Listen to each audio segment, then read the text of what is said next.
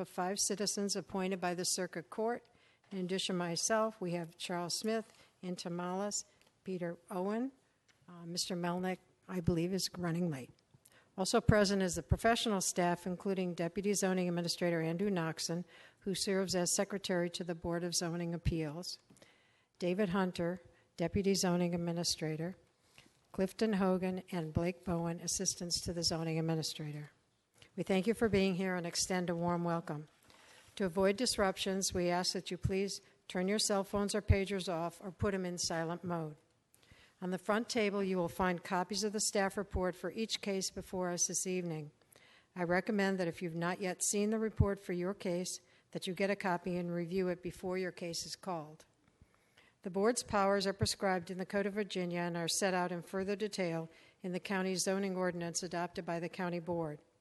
The Board of Zoning Appeals does not have the power to rezone property or to amend the regulations set forth in the zoning ordinance. That authority rests with the county board. The board does have the authority to do 3 things. We can approve use permits that allow modifications of placement requirements for structures on 1- and 2-family lots where there's no option in the zoning ordinance to allow such modifications. We can grant variances from the specific requirements of the zoning ordinance, and we can decide appeals of decisions of the zoning administrator. When approving use permits, the Board of Zoning Appeals may impose conditions that it deems necessary in the public interest, including limiting the duration of the use permit. In order to approve a use permit, the law requires that the board find that the proposal meets conditions and that the use permit will not adversely affect the health or safety of persons residing in the neighborhood, will not be detrimental to the public welfare or injurious to property or improvements in the neighborhood, and will not be in conflict with the purpose of the master plan and land use and zoning related policies of the county. To do this, the BZA shall consider whether the modification will promote compatibility of development with the surrounding neighborhood because the structure's overall footprint size and placement are similar to the structures on the properties surrounding the lot in question, and whether the modification will help preserve natural landform, historic features, and/or significant trees and foliage. When granting variances, the board must determine that the strict application of this ordinance would produce undue hardship, that the hardship is not generally shared by other properties in the same zoning district, and the authorization of the variance will not be of substantial detriment to adjacent property. The character of the district will not be changed by the granting of the variance. When deciding appeals of the zoning administrator, the board must determine if the administrator acted correctly. This evening, cases will be called and a brief report and recommendation will be given. Following that, board members will ask any questions of the staff they may have. Next, applicants or their representative will be given an opportunity to make comments to support the application or appeal. If they choose to make a comment, they must come forward to the podium so their comments can be recorded for the record. Next, all speakers for the item will be called. Speakers must fill out a speaker slip, which is available on the table in the front of the room. After we hear from the speakers for and against the proposal, the board may permit the applicant a brief opportunity to clarify any points. The board may ask questions of any speakers, but does not permit and will not condone any cross-examination or direct questioning by others. We've deemed the following time limits for speakers to be sufficient. For use permits and variances, 5 minutes for applicants, 3 minutes for representatives of organizations, and 2 minutes for individuals. For appeals, 20 minutes for appellants, 3 minutes for representatives of organizations, and 2 minutes for individuals. After the board has gathered all the information they need and discussed the case, it will decide the matter by voting on a motion duly made and seconded. A majority is needed to approve any motion. Any appeal from the decision of this board must be made to the Circuit Court in accordance with state law. After your case of interest is heard, you are welcome to stay for the balance of the session or leave at your convenience. Again, thank you for being here this evening. Please call the first case. Thank you very much and good evening. Our first case tonight is V-11157-16-UP-1. This is a carryover from last month. This is a use permit request by 3900 6th Street South LLC and Dan Lindsay to permit a setback of 15.7 feet to the eave, 16.8 feet to the porch base, and also 24.6 feet to the wall of the new two-story addition from the 6th Street South right-of-way instead of 25 feet is required. It's all to maintain a front porch and a two-story front addition in our current locations. This is in the R6 zoning district on a premises known as 3900 6th Street South. Any questions for staff? We hear from the applicant, please. Hello. My name is Jorge Verón. I am the builder. And Mr. Don Lindsay, unfortunately, is not going to be here today. And, well, I'm here just, to try to resolve this matter. Any questions, the speaker? Okay. I have two speakers. Okay. Sit down, please, and then we'll call you again. Thank you. Mark Uzel, to be followed by Sarah Uzel.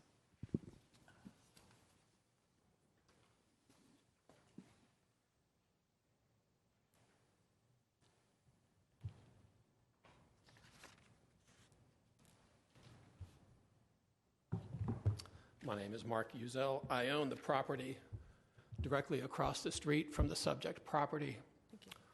What you're seeing is a photo up there of the structure that was there 2 years ago. Construction has now been complete. What I've given you is a screenshot of, and then the subject property has a black square around it. So what we have a front porch that extends into the front setback. And I'm here because I'm concerned about the process. Somehow, the builder obtained a permit to build something not allowed by the zoning ordinance. So if we're here to correct that mistake, I'm not sure we're in the right place. I'm not sure the BZA is the right place to do that. I'm also concerned that the county report says that there are many porches that extend into the front setback. I am not aware of any such porches. The county report references 5 properties. One of those does not even extend into the setback. The other 4 are corner properties that have a side porch that extends into the setback area. So I would not agree that this construction is the norm for our neighborhood. If this is felt to be the norm for our neighborhood, I would ask that all residents get to do this. And how do we do that? I would hope that this board, if this is deemed to be acceptable, would recommend that change to the zoning ordinance, or as a minimum, provide our civic association with a letter stating that such a porch is acceptable, and should an applicant in our neighborhood wish to obtain a use permit for that the county would recommend approval of such a structure. Thank you. Any questions for the speaker? I have a question. Do you oppose this application? Yes.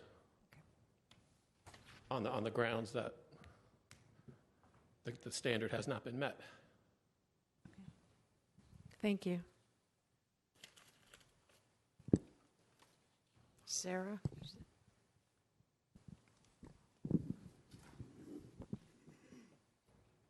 My name is Sarah Uzel, and I have actually worked on the Civic Association board in our community for about 10 years. I'm currently not on the board. But this problem, again, with the county approving something, this is the second instant in our block where we have had the county approve something, and after it was built, the builder came to the BZA for a variance or a use permit.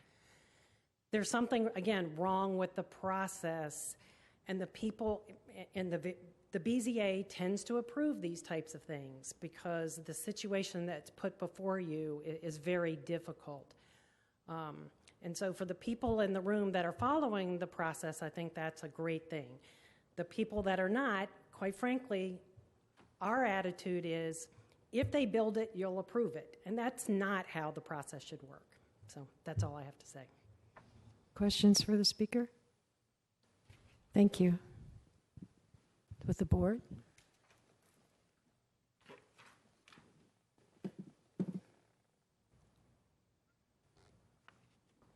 Mr. Smith. Madam Chair, I don't have a problem with this, not because if they build it, we will approve it, but because there are instances where a small degree of encroachment is not the kind of thing that I can stand in the way of. This is a substandard size lot, both in width and area. Those often demand some relief from strict applications of the zoning ordinance. Errors do occur, and when an applicant appears to be acting in direct opposition to the rules intentionally, then my attitude is different.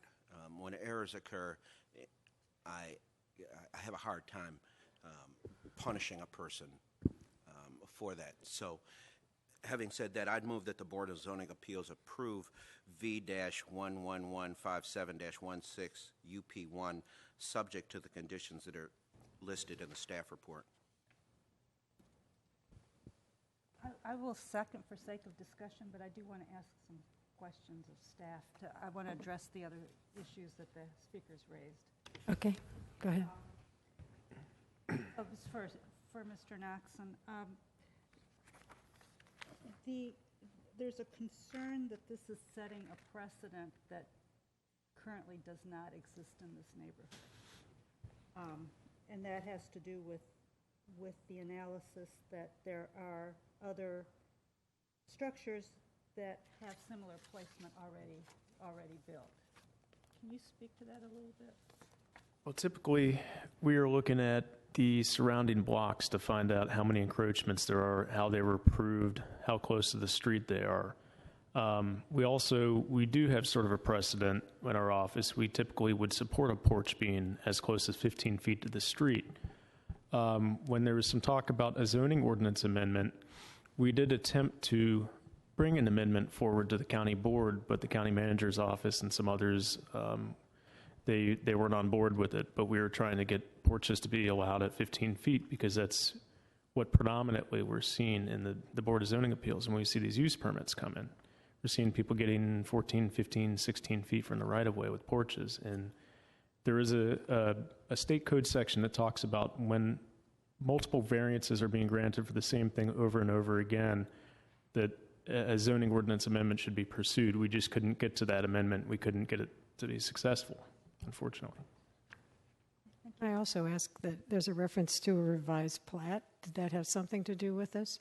Or would that not be a factor in the encroachment? No, I don't think that was a factor in the encroachment. The porch was approved in error by a staff member who's actually no longer here. And once we caught it, it was brought to the owner's attention after they had already started construction. So, they brought in the permit and asked for so many feet from the right-of-way. It was approved in error, unfortunately.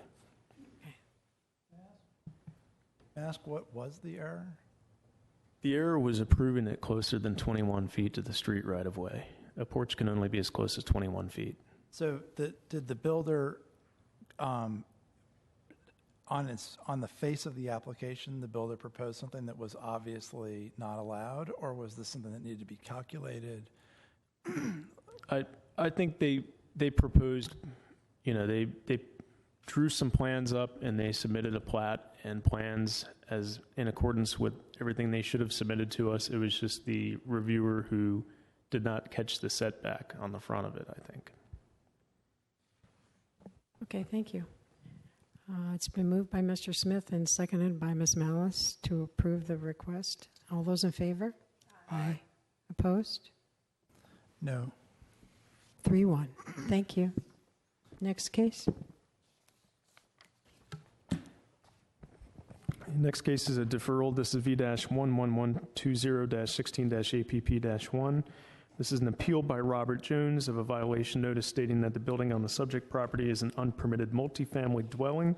This is in the C2 zoning district, the premises known as 5029 23rd Street South, and the motion is to defer this case to the September 14th BZA hearing.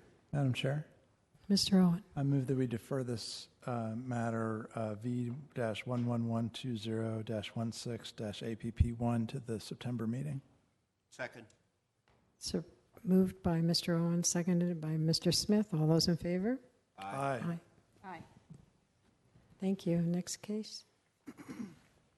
Next case is also a deferral. This is V-10888-14-UP-5. And this is a use permit request by Arlene Capusta to permit a setback of 10 feet to the eave of a new third-floor addition from the 21st Road North right-of-way instead of 25 feet as required, and to permit a building in excess of 2.5 stories within 25 feet of a street right-of-way.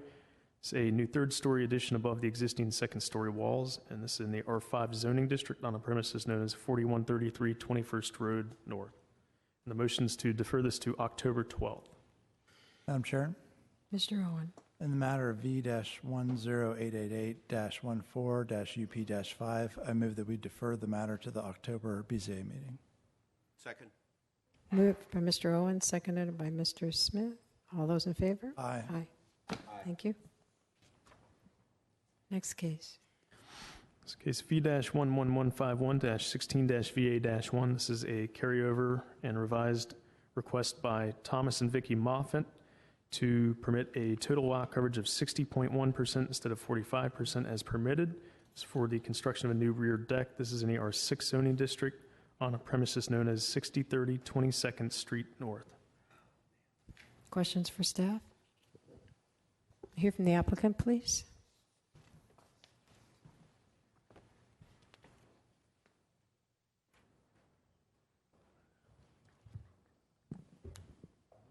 Good evening. Hey. I was here in June for this 101.83 square foot addition of permeable deck, and was asked to go look at whether we could remove asphalt. I think we could remove asphalt. I don't know whether it's economically practical because I haven't been able to get an asphalt contractor to come back and give me an estimate, but I think it, aesthetically it could be done, and the driveway still remain usable. That's where we are. Madam Chair, I could really only hear about a third of what he said. Okay. Because you weren't speaking to the mic. Could If you could center yourself on the mic. Okay. It didn't have the little red light, so I figured it didn't work. As I say, we came here in June. We're expanding an existing deck, which you can see we're going to move the stairs and expand it by 101.83 feet. It'll all be permeable deck. The board asked that I look at, could I remove some asphalt in the driveway, because it's all driveway going back and then turning around the corner. And I had the surveyor people draw up what they thought they could do, and they did come up with something that looked, I don't have a final plat from them yet, but came up with something that looks aesthetically doable, and I've been trying to call concrete or asphalt contractors, and they haven't been returning my calls yet to come out and get an estimate on whether it's practical to do it. But I think aesthetically and mechanically it would work. You could still turn a car around, so it would be possible. Other questions? Madam Chair, Mr. is this calculation, the 60.1%, is that based on the this removed area of asphalt? No, that's just the added portion of the deck. So, I'm hesitating for how to ask my question, because I think there is a factual premise in something you said that I'm not sure I agree with, but I'm not sure it matters for the purpose of my question. So I'll just go ahead and try and clarify. I'm not sure that, speaking for myself anyway, that there was a specific request to remove driveway from any board member that I recall. However, there was an interest by at least one board member, including myself, to examine whether or not stormwater runoff could be further mitigated somehow on the site. not necessarily specifically through removal of asphalt, perhaps in other ways. So I just want to clarify the degree of flexibility that I recall from the meeting. Having said that, do I correctly understand your posture today is that you are willing to accept a condition as referenced in the staff report that the final lot coverage would not exceed the current lot coverage that's there today? Is that something you'd be willing to accept as a condition? I'm willing to accept it. I wouldn't say I would go ahead and build the deck because I don't know what the costs are going to be. I've already spent $808 just on the approval process. I've still got another plat coming, and then I got to find out how much it would cost to dig up the asphalt. But, you know, if that's how I get the variance, and Well, I mean, I don't think that I'm not sure that we're locked into just those options, Okay. right? And so I'm concerned because I don't want you to leave here with us having made a decision that then locks you into certain limited options when in fact it would have been perfectly easy for some other option that would have been cheaper for you or whatever, but then you can't come back without filing another application. So this makes me concerned because I want to make it convenient for you. You're obviously trying to be accommodating, and I want to make sure that we're not procedurally standing in the way of that. right. No, now I've talked to Drew or emailed Drew, and I've emailed a couple times about rainwater abatement or that sort of thing, but I think Drew was saying that the county just doesn't have jurisdiction unless we're disturbing, 2,300 square feet of ground or something like that, so. Yeah, that's a problem. That the policy justification behind the county board's coverage restriction includes a desire to reduce stormwater runoff, but we lack apparently the staff resources the county board has not allocated staff resources to actually follow through and allow that to occur, and that's a little bit of a frustration as well. As I mentioned last time, I'd be happy to put in some rain barrels, but I think you mentioned you're not an engineer and I'm not an engineer. At $808 already, I'm not going to hire an engineer. Right.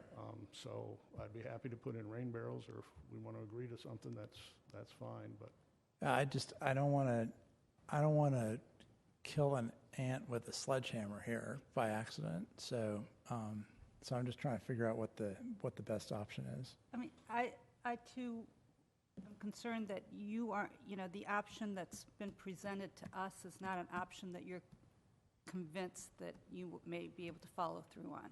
correct. I just don't have the figures to know. And so if we approve it and then you can't follow through on the particular solution that you've presented, you do have to start the process all over again. I don't think that's what you want to do. No, I guess my argument would be, I mean, if you approve just building the deck, then I don't have a problem. If you approve, if the only thing you're going to approve is removing the asphalt, then I guess the asphalt contractors will decide whether it all happens or not when they tell me how much they're going to charge me. See, and staff can correct me if I'm wrong, but we can't give you options to carry forward. We have to agree on a plan certain. Mm-hmm. So by voting on this plan that you're not sure that you want, Right. it can cause you a problem. The alternative is for you to further explore whether this is the plan you want, and then come back to us with what it is that you think you can do. Right. Well, I mean, I've been working on this for 2 months since we were here last time, and given how much success I've had, and winter's coming, and I'm getting older all the time, I'm not sure it's worthwhile pursuing to pin it down.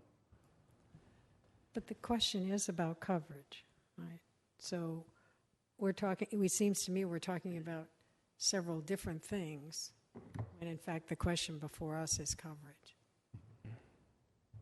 and not planning or options or even the cost, about which we're very sensitive from your point of view, but is not, again, an issue for us per se. Right. Well, I guess I'd say if we trimmed out the asphalt, then there wouldn't be any change in the lot coverage because we'd be trimming out exactly as much as we're adding with the deck. So that's a zero. If we just put the deck in, then we are increasing the lot coverage by 101.83 square feet. But even under the old ordinance, the coverage exceeded the maximum, right? They're allowed 56. We're getting around, just over 56. So, Okay. and that's my figures. A surveyor can calculate that a little more accurately too. So it might be off a few square feet here and there. Any other questions of the applicants? Well, I'll just throw out that I think what I had envisioned might happen after the last meeting was that we would have a condition that says, so long as there's stormwater mitigation measures approved by the zoning administrator. And I think what we've heard in the meantime, not yet from the staff, but from the applicant, is that he's heard from the staff that they would refuse under any circumstances to entertain such an approval, which I think is most unfortunate. And I want to explore that possibility a little bit more. I wouldn't say it's a refusal.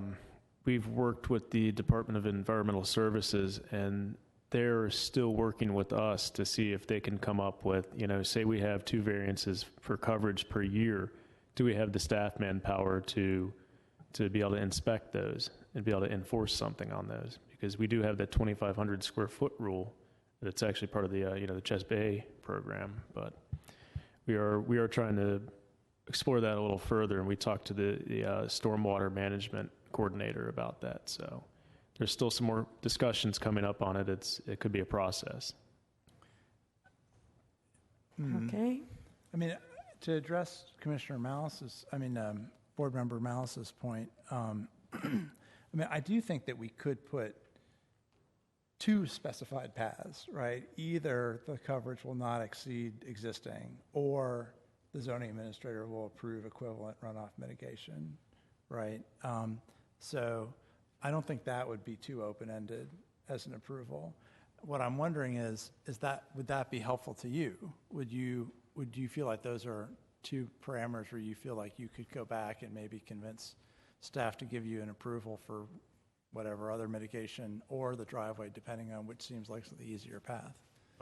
I don't know, it's 2 lottery tickets instead of 1, so it's twice as good a chance.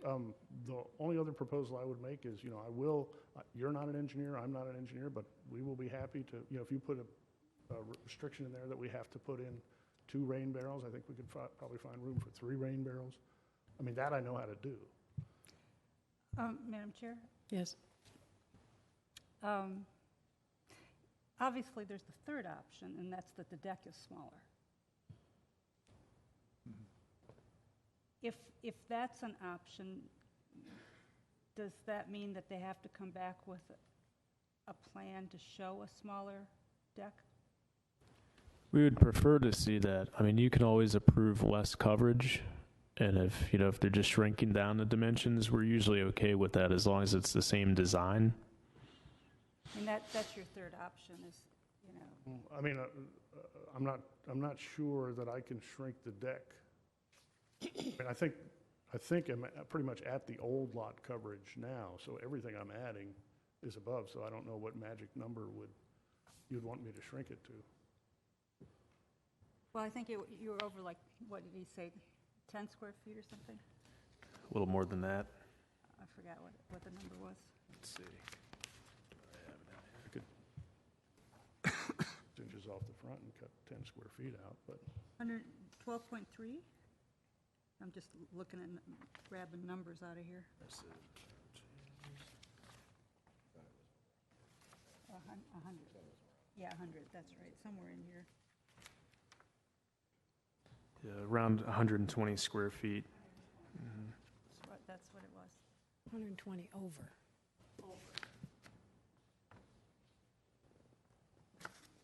I sense that we're trying to do plans on the fly. Well, the way it would be framed is that there would be an approval for lot coverage up to what exists today, unless the zoning administrator approves equivalent stormwater runoff up to the limit of what the applicant is proposing. And then if it's framed that way, the applicant can figure out whether to remove driveway or make the deck smaller. Either of those would be within the current lot coverage, right? So there would be infinite playroom within the existing lot coverage. I guess I'm not following the make the deck smaller part. If I'm 100 and, with the deck, I'm 120 square feet over? Well, just to make it more concrete, what's the, Mr. Noxon, can you remind me what the current existing condition lot coverage is? Current coverage, we're getting around 57.7.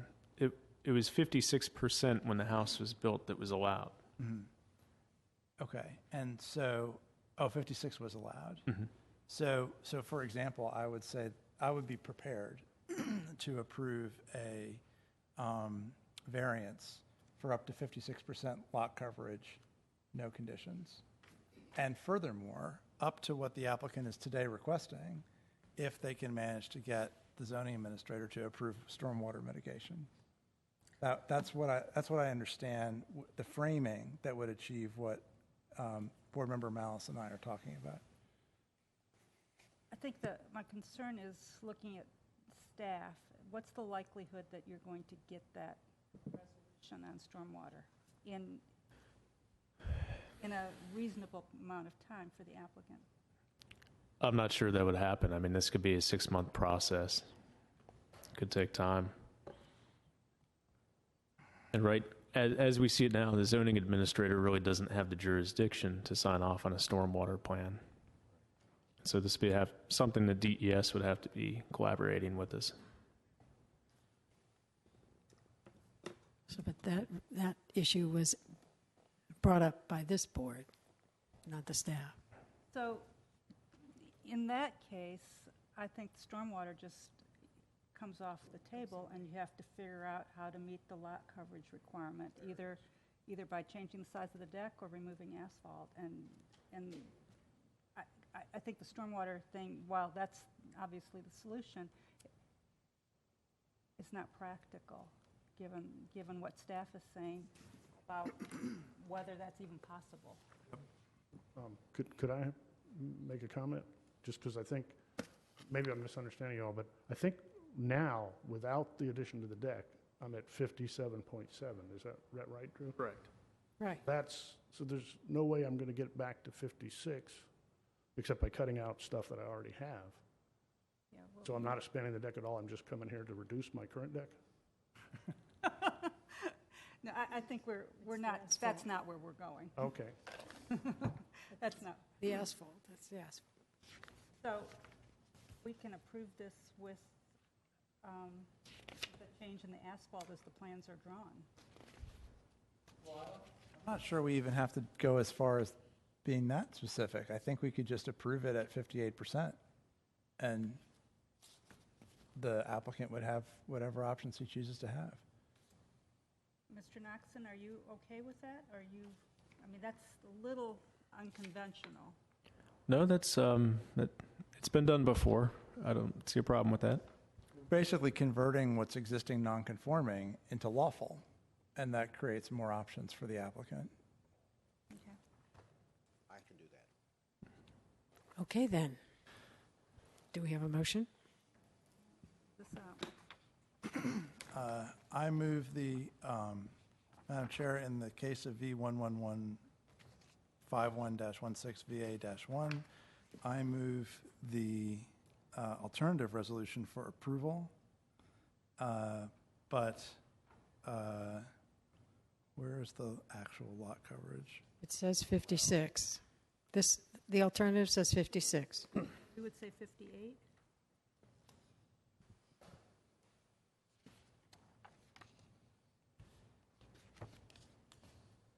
On page 7. We could do 58. We advertised 60.1. Mm-hmm. So go up to Exactly. It's a lesser coverage figure. comfortable with. I'm sorry, Madam Chair, I'm going to see if maybe Board Member Smith can do this better than I can. I shouldn't have gotten started. Change it to 58. Madam Chair, I move that the Board of Zoning Appeals adopt the alternative resolution for approval of a, in the case of V11151-16-VA1, for a variance to permit total lot coverage of 58% instead of 45 as permitted by Article 3, Section 325. Second. A of the And, Code of Zoning. and I would ask unanimous consent for an amendment to paragraph numbered 1 to the end of that paragraph, provided, however, that the applicant may make modifications approved by the zoning administrator to the driveway. To either the And driveway or the to either the driveway or the driveway or the deck, right, to get to meet the requirement. Acceptable? Yes. All right. Okay, moved by Mr. Smith, seconded by Mr. Owen with modifications. All those in favor? Aye. Aye. Thank you. Next case? It's case V-11160-16-UP-1. This is a carryover case. This is a use permit request by James and Catherine Luzius to permit a setback of 4.9 feet to the eave, 6 feet to the wall from the right side property line instead of 8 feet as required. So the construction of a new right side porch. It's in the R6 zoning district on the premises known as 2315 North Powhatan Street. Thank you. Questions for the staff? One question for staff. Ms. Malice? Could you clarify, there's a private easement? Yes. Can it be built over without permission from the owner of the easement? Yes, there's no issue with that. This easement is practically owned by that property owner, and the county really has no jurisdiction over what goes on that easement because it is a private easement. It's an easement between whom? It's between the homeowners. Mhm. Really, it's to serve the property behind it on the pipe stem with power or water or whatever else may be there. But we don't. It's a easement between the applicant and the property behind them now. Exactly. Mhm. Thank you. Can we hear from the applicant, please?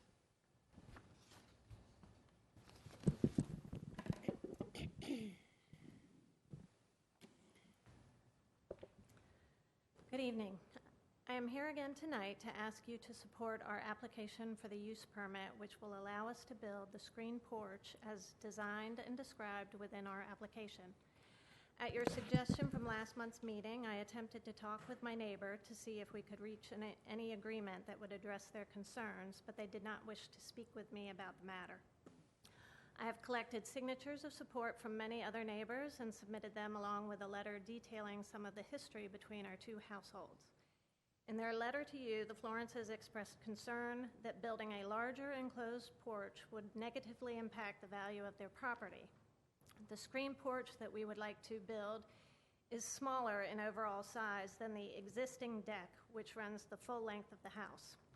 Also, I would think that making improvements to our property would have an overall positive effect on his ability to resell his property, as opposed to an alternative situation of continuing to defer maintenance and let our house deteriorate into tear-down condition.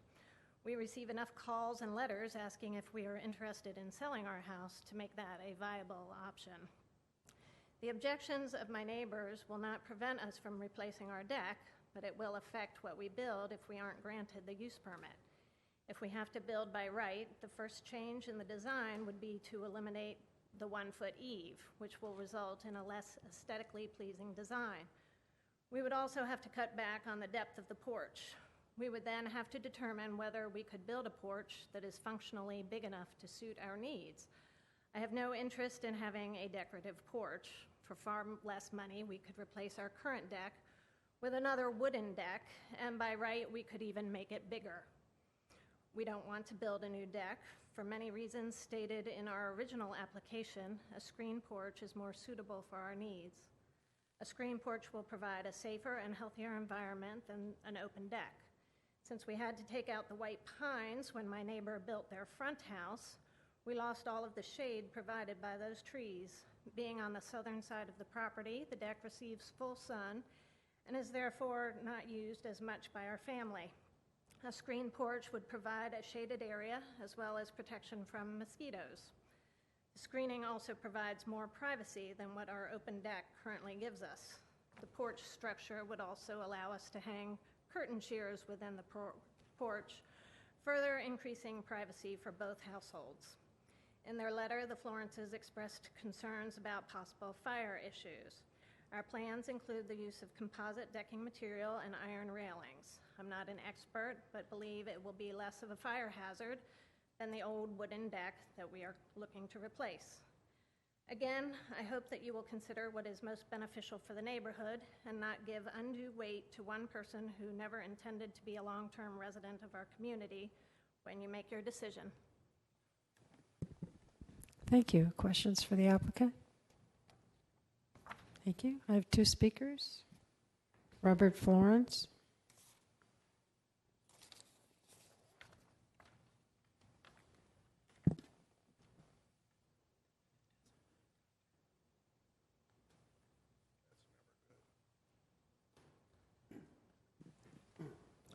Good evening, ladies and gentlemen.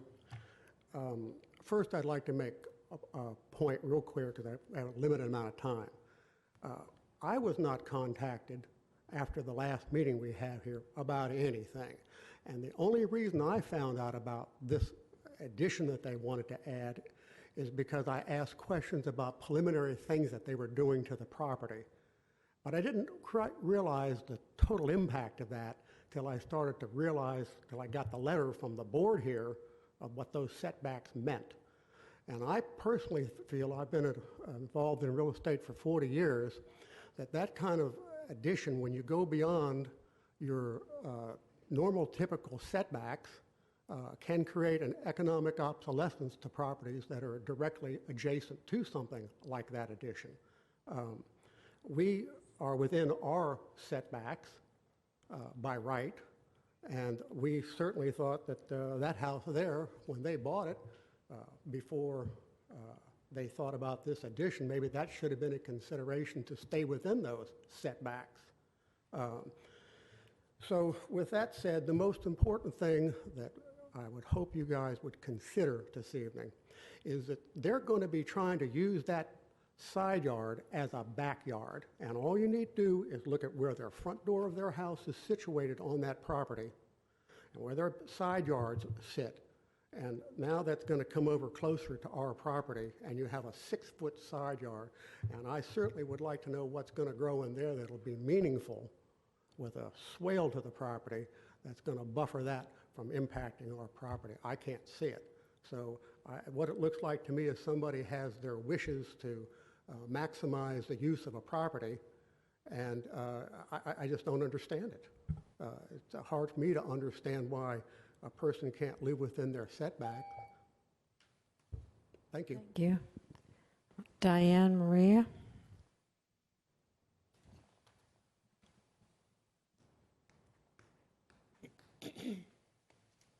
Hello. We've lived in the house adjacent to Kim and Jay since we were little kids, actually. We've known the family for like 16 or 17 years, and they're a lovely family. And we are very interested in the upgrades they're making on their house. We think it will improve the looks of their house in addition to the looks of the whole neighborhood. So we are in full support of what they're doing. In addition to that, a lot of our neighbors in the same area have made renovations to their house that have not impacted the look of the neighborhood. So we feel that it would be the right thing to do to let them proceed. Thank you. Thank you. Comments, questions from this board? I guess I'm baffled by the fact that the parties have not spoken to each other, and I don't know kind of what to make of that, because that was a really important piece of the progress on this project. In the written materials we received, the applicant states that she made an in-person attempt to have a discussion, but was not successful. I haven't heard that refuted. You know, I think that we were very concerned I was very concerned at the last meeting, speaking for myself, that there was less than the expected amount of neighbor outreach at that time to learn about concerns and options for mitigation. Since then, the applicant has obviously done quite a bit of neighbor outreach, has presented many signatures from neighbors who can see the improvement and has undisputedly attempted to make contact. I feel like the ball was in the other court this time for the adjacent neighbors to communicate to us or to the applicant whether there was any mitigation, available, and the answer seems to be no. So Well- presents us with a stark up or down choice. In addition to outreach, we also had questions about similar properties and the easement, which have been addressed also in the interim. And that's addressed in the staff report as well. Comments? I'm prepared to make a motion. Mr. Owen? In the case of V-11160-16-UP-1, I move that we adopt the resolution for approval that's in the staff report. Second. It's moved by Mr. Owen, seconded by Mr. Smith. All those in favor? Aye. Aye. Thank you. Next case.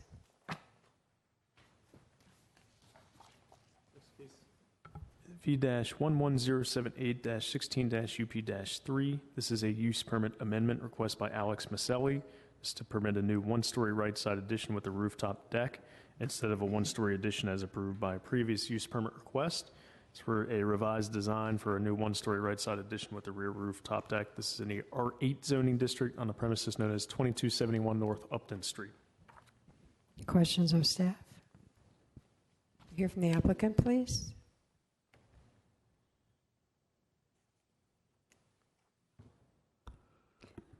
Good evening. We are here, as Mr. Noxon said, to request an adjustment to our previously approved application for a deck off of the master bedroom. Questions of the applicant? I'm new to the Board of Zoning Appeals. Yes. So, so I was reading with particular diligence the previous BZA actions, some of which I was not present for, and some of which I was. It seems like you've come back to this board quite a number of times during the course of this construction project, and I'm just curious: is there a story there about why it's taking so many iterations to get to where you want to go? Tonight, the story is that my husband wanted to surprise me with adding the addition of a deck. Prior to that, there were I should say the first time we came, everything was approved with the exception of we wanted to enclose the porch. And so we needed to come back the second time. Instead of having the approved screened-in porch, we then, for the second time, had the porch enclosed. The third occasion, I honestly wasn't here. My husband was here. I would have to refer to our builder who could provide those details. This time, I'm crystal clear. My husband wanted to surprise me with a deck off the master bedroom, which required me to be here this evening to be able to grant his surprise to me as he is in Rio de Janeiro covering the Olympic golfing event. So, what I didn't hear, which I was a little concerned might have been the case, is that there was nothing about the county's process or our process that was difficult to navigate, or that we made an error or something. There were no errors that I know of from the county's process. Okay. And I'll leave it at that. Okay, thank you. Mm-hmm. Is that where the deck's going to go in the picture? Yes. Got it.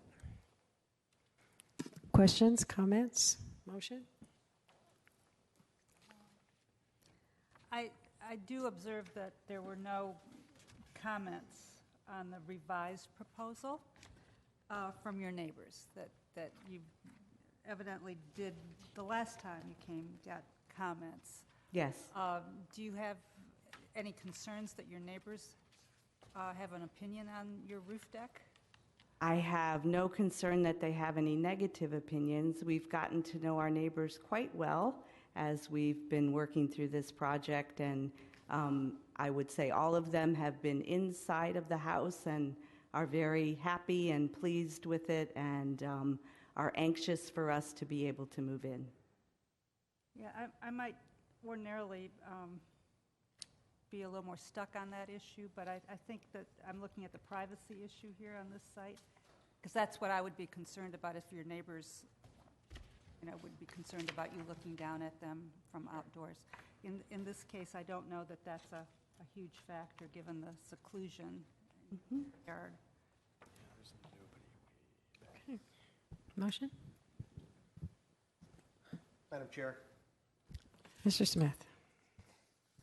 having been through each of those iterations myself, I'd move that the Board of Zoning Appeals adopt the attached resolution approving the use permit in V-11078-15-UP3, subject to the conditions that are listed in the resolution.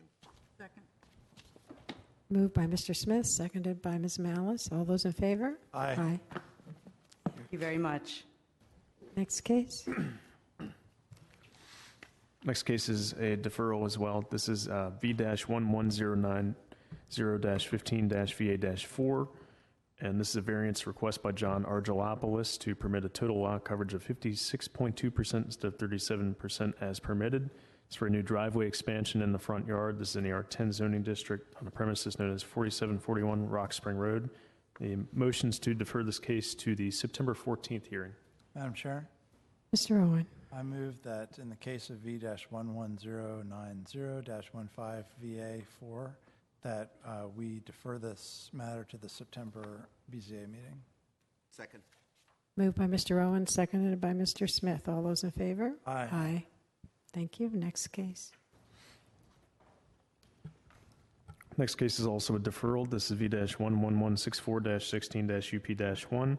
This is a use permit request by Payamfar to permit a setback of 11.9 feet to the eave and 12.6 feet to the porch base from the 8th Street North right-of-way instead of 21 feet as required. A setback of 0.2 feet to the air conditioning unit from the left side property line instead of 5 feet as required. It's for the reconstruction of an existing front porch and also to maintain an existing air conditioning unit in its current location in the left side yard. It's in the R6 zoning district, premises known as 3518 8th Street North. The motion's to defer this to September 14th.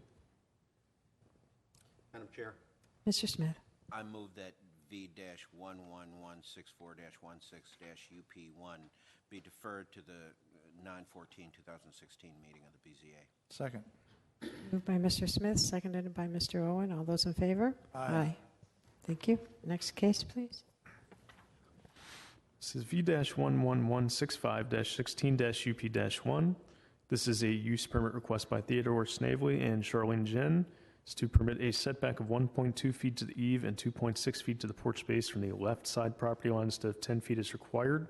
Also an aggregate side yard of 10.9 feet instead of 18 feet as required. It's for a new front porch. This is in the R6 zoning district on a premises known as 859 Patrick Henry Drive. Questions for staff? Hear from the applicant, please.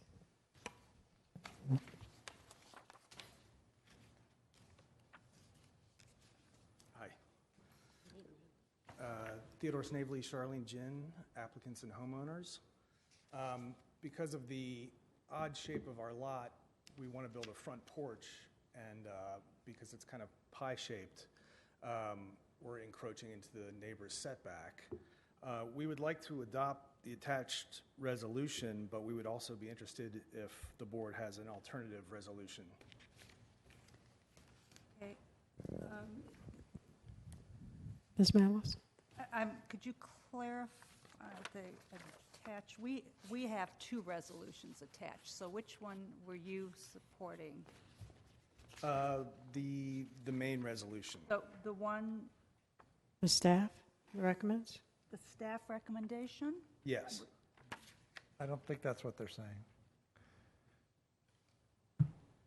The staff recommendation is to grant a use permit for a setback of 4 feet to the eave and 5 feet to the porch. Yes, we would like to accept that if that's, You're accepting staff's recommendation? Even though that's not what you originally proposed?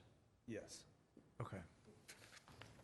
Well, I'm sorry to interject. Okay, I just Charlene. wanted to be clear that obviously this is the first time we're doing this, so we're not exactly sure the proper procedures. But I think I just want to clarify, so we are under the impression that you would not approve our application as stated, because I guess there's no precedent with us encroaching that far into a setback.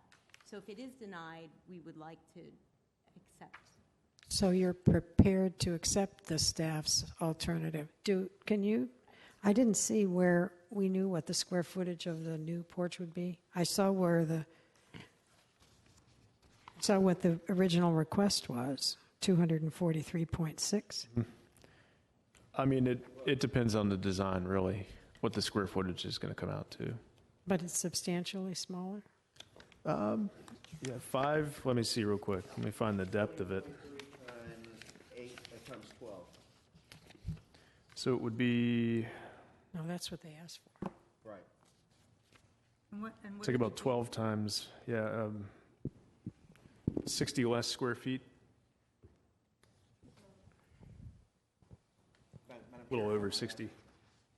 Yes. If you weren't granted what you asked for, the 1.9, but the 4, what would you do to the design to get 4 feet? Would you just clip the edge of that?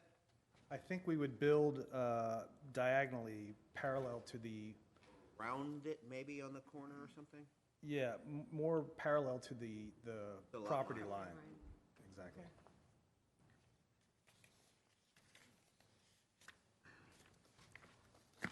Okay. Comments, questions? Motion? Well, Madam Chair, one more. Let me see. I would guess it's in here, but the neighbor who's most directly affected has indicated their support for The original proposal? the original proposal they have. Okay. Yes, that would be Sakona Ho.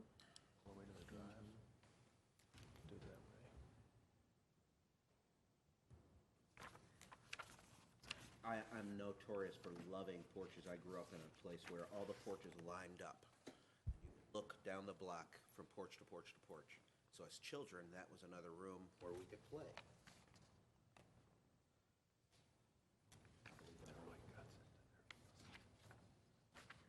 Well, I think it's kind of unique that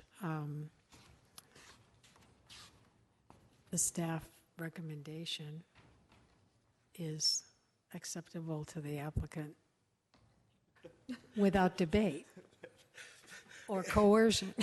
I'd almost say it's refreshing, however. I don't find it refreshing that an applicant undermines their own case. There's some resistance. The board is also free to approve Ma- the request as advertised. Madam Chair.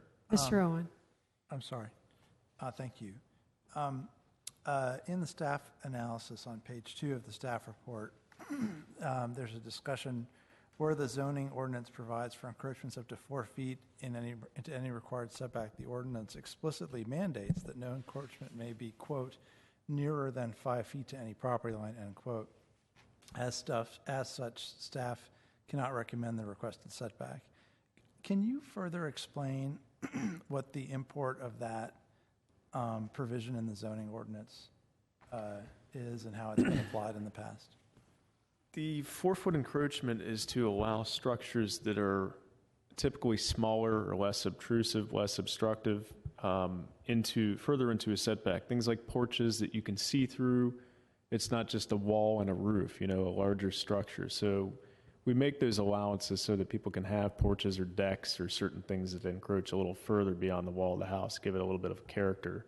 But that 5-foot rule, that's where that's typically what we've based a lot of our recommendations on, because of that being the closest point at which a structure is allowed to be to the property line. Not on this application, but on a couple of the other applications tonight, we've heard from neighbors who have concerns about things like fire safety and that sort of thing. Is that kind of consideration a policy concern that's baked into that 5-foot limit? That is, yes. Okay. Just like there being an 8-foot setback between a main building and accessory building, we have that same issue. Ms. Malice? So when it says that the zoning ordinance mandates, do we have the authority to waive that? Yes. Because that's a placement requirement. I was struck by the kind of the strength of this argument Mhm. here. Because we have similar situations that sometimes don't get the strong of an argument. That's correct. That made me, so was there a reason that you made the stronger argument here than you did on other? I would just think because of the close proximity to the property line and its impact on that neighboring property, the way that next door neighboring house faces kind of towards their house, it would have more of an impact, I think, than the typical setback.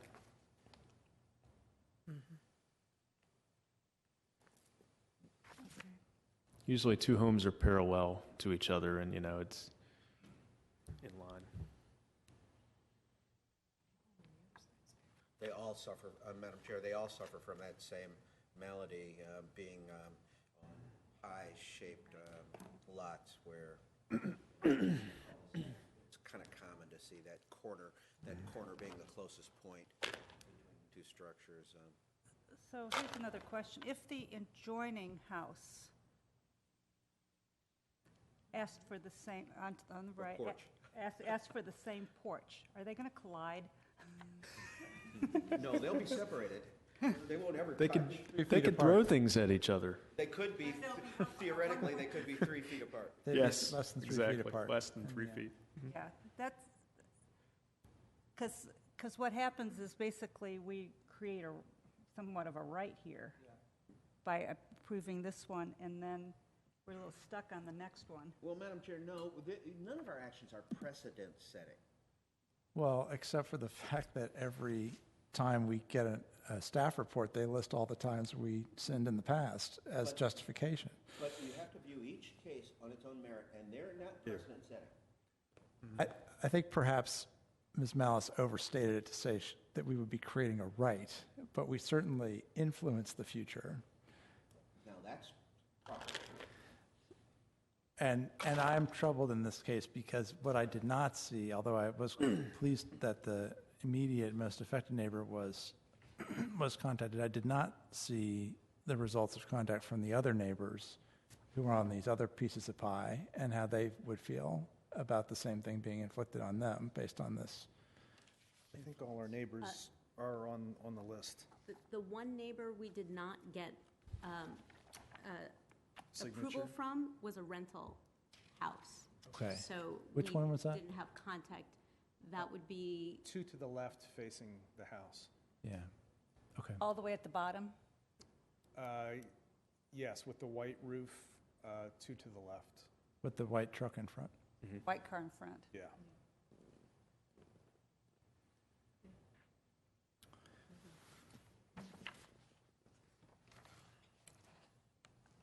I'm somewhat uncomfortable with the 2 choices that we have, and I wondered if there was a middle ground someplace in terms of the size of this. I mean, but I don't want to sit here and try to design a porch on the fly. So I guess the question is, what is the sense of the board at this point, whether the proposal as advertised would be acceptable, or if you're suggesting that there be some modification, maybe not as extreme as the staff support is suggesting.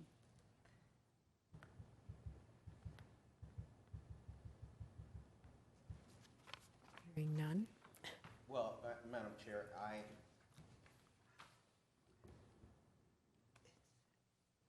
don't like 1.2 feet to the eave, and the applicant can work with 4 feet, so I'd be happy to move that we grant the alternative, the approval of the side yard setbacks of 4 feet to the eave and 5 feet to the porch base, versus the 1.2 and 2.6. Case number. In case number V-1165-16-UP1. And of course, that would still be subject to the conditions which are listed in the staff report. Second. Moved by Mr. Smith, seconded by Mr. Owen. All those in favor? Aye. Thank you, Board. Thank you. Next case, please. Next case is V-11166-16-UP-1. This is a use permit request by Robert and Laura Fisher. This is to permit a setback of 18.6 feet to the eave and 19.6 feet to the porch base from the 26th Street North right-of-way instead of 21 feet is required. So the construction of a new front porch. It's in the R6 zoning district. Premises known as 5222 26th Street North. Questions of staff? Hear from the applicant, please. Hello, thank you for letting us address the board this evening. We're here tonight because our front steps are in need of replacement, and in the application there were some pictures documenting that. It's a request for a slight encroachment to the setback. We have an older home, and we're requesting the use permit to keep our front-facing steps to be consistent with the style of our house and our neighborhood. Under the current setbacks, it seems that we could build the porch, but just not the steps. So, and in addition, we're slightly enlarging the porch to make it more functional. And our neighbors are in support. Thank you. Question? Is your house, is your neighbor to the right on the corner lot, do I remember correctly that they have a fence with no sidewalk that's right next to the street? No, there's a sidewalk. Oh, there is a sidewalk. Sidewalk all the way to the corner. Oh, there's a sidewalk, and then there's a fence right behind the sidewalk, right? Yes. Like a picket fence? Yes. Okay, so, okay, and there's a fair amount of foliage there too, right? Okay, thank you. Other questions? Madam Chair? Mr. I'm Owen? prepared to make a motion. Thank you. In the case of V-11166-16-UP-1, I move the staff recommended resolution for approval. Second. Moved by Mr. Owen, seconded by Ms. Malice. All those in favor? Aye. Case. Next case is V-11167-16-UP-1. This is a use permit request by David and Patricia Copenhaver, and this is to permit a setback of 6 feet to the left side property line instead of 8 feet is required, 4.8 feet from the rear property line instead of 25 feet is required. This is to maintain an existing raised hockey rink in its current location in the rear yard. It's in the R10 zoning district, premises known as 4524 35th Street North. Good evening. We have a PowerPoint that we wanted to use. I don't know where You have what? What did you say? we have a PowerPoint that should be loaded for us to show you.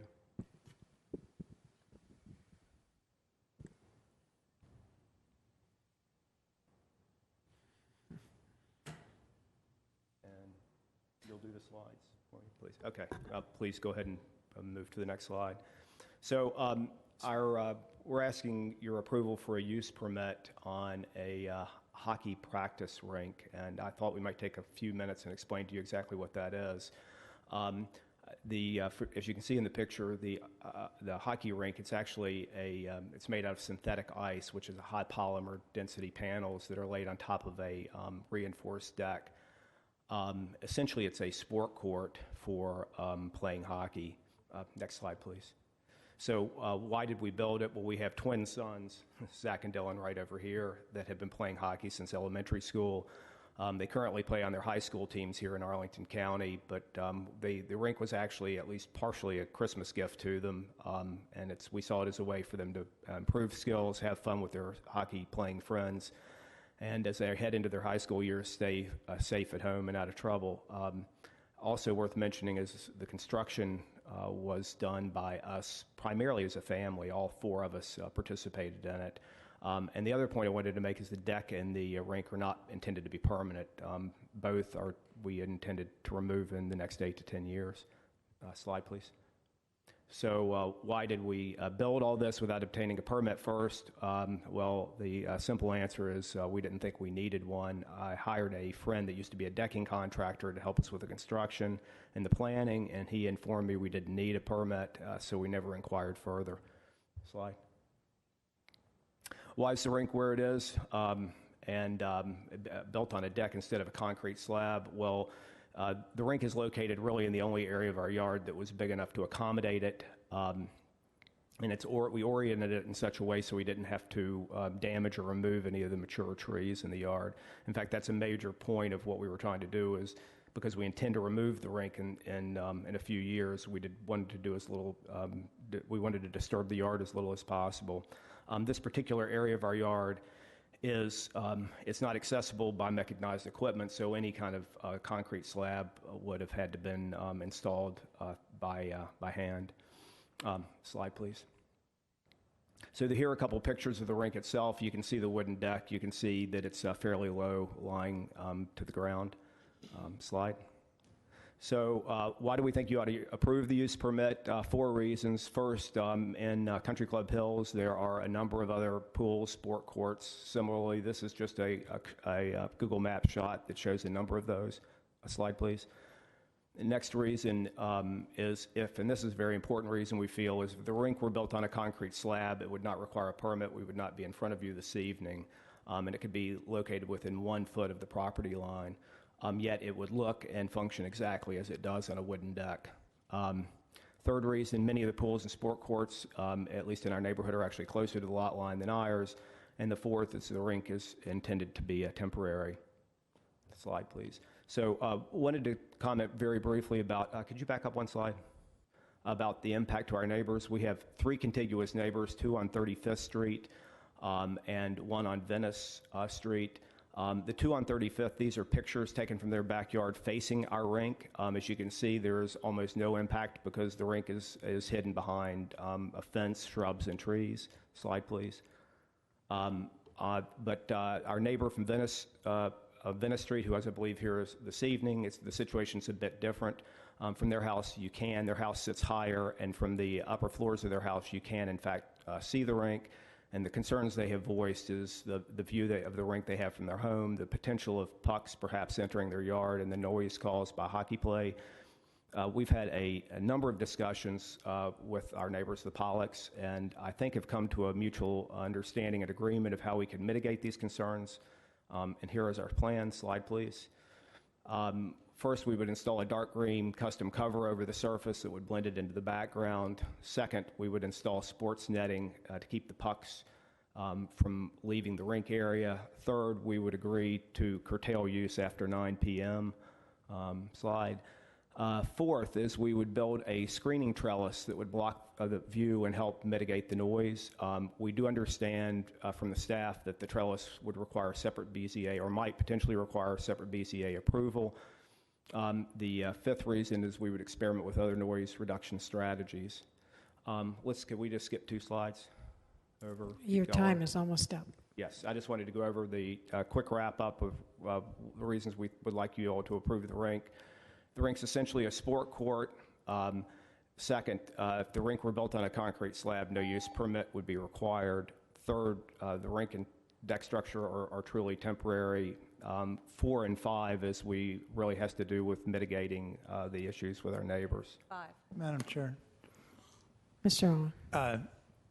I'm wondering if, I have a question for the applicant. Could you please continue and complete the wrap-up slide of your presentation?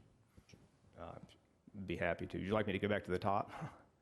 Whatever you're comfortable. Yeah, let me, really the wrap-up slide's intended just to show recount the reasons that we believe you should approve our application for the use permit. But the first reason is that the rink it's essentially a sport court, and there are lots of other sport courts in our neighborhood. I mean, it happens to be different because you play hockey on this sport court. You don't play basketball, so that makes it a little bit unique.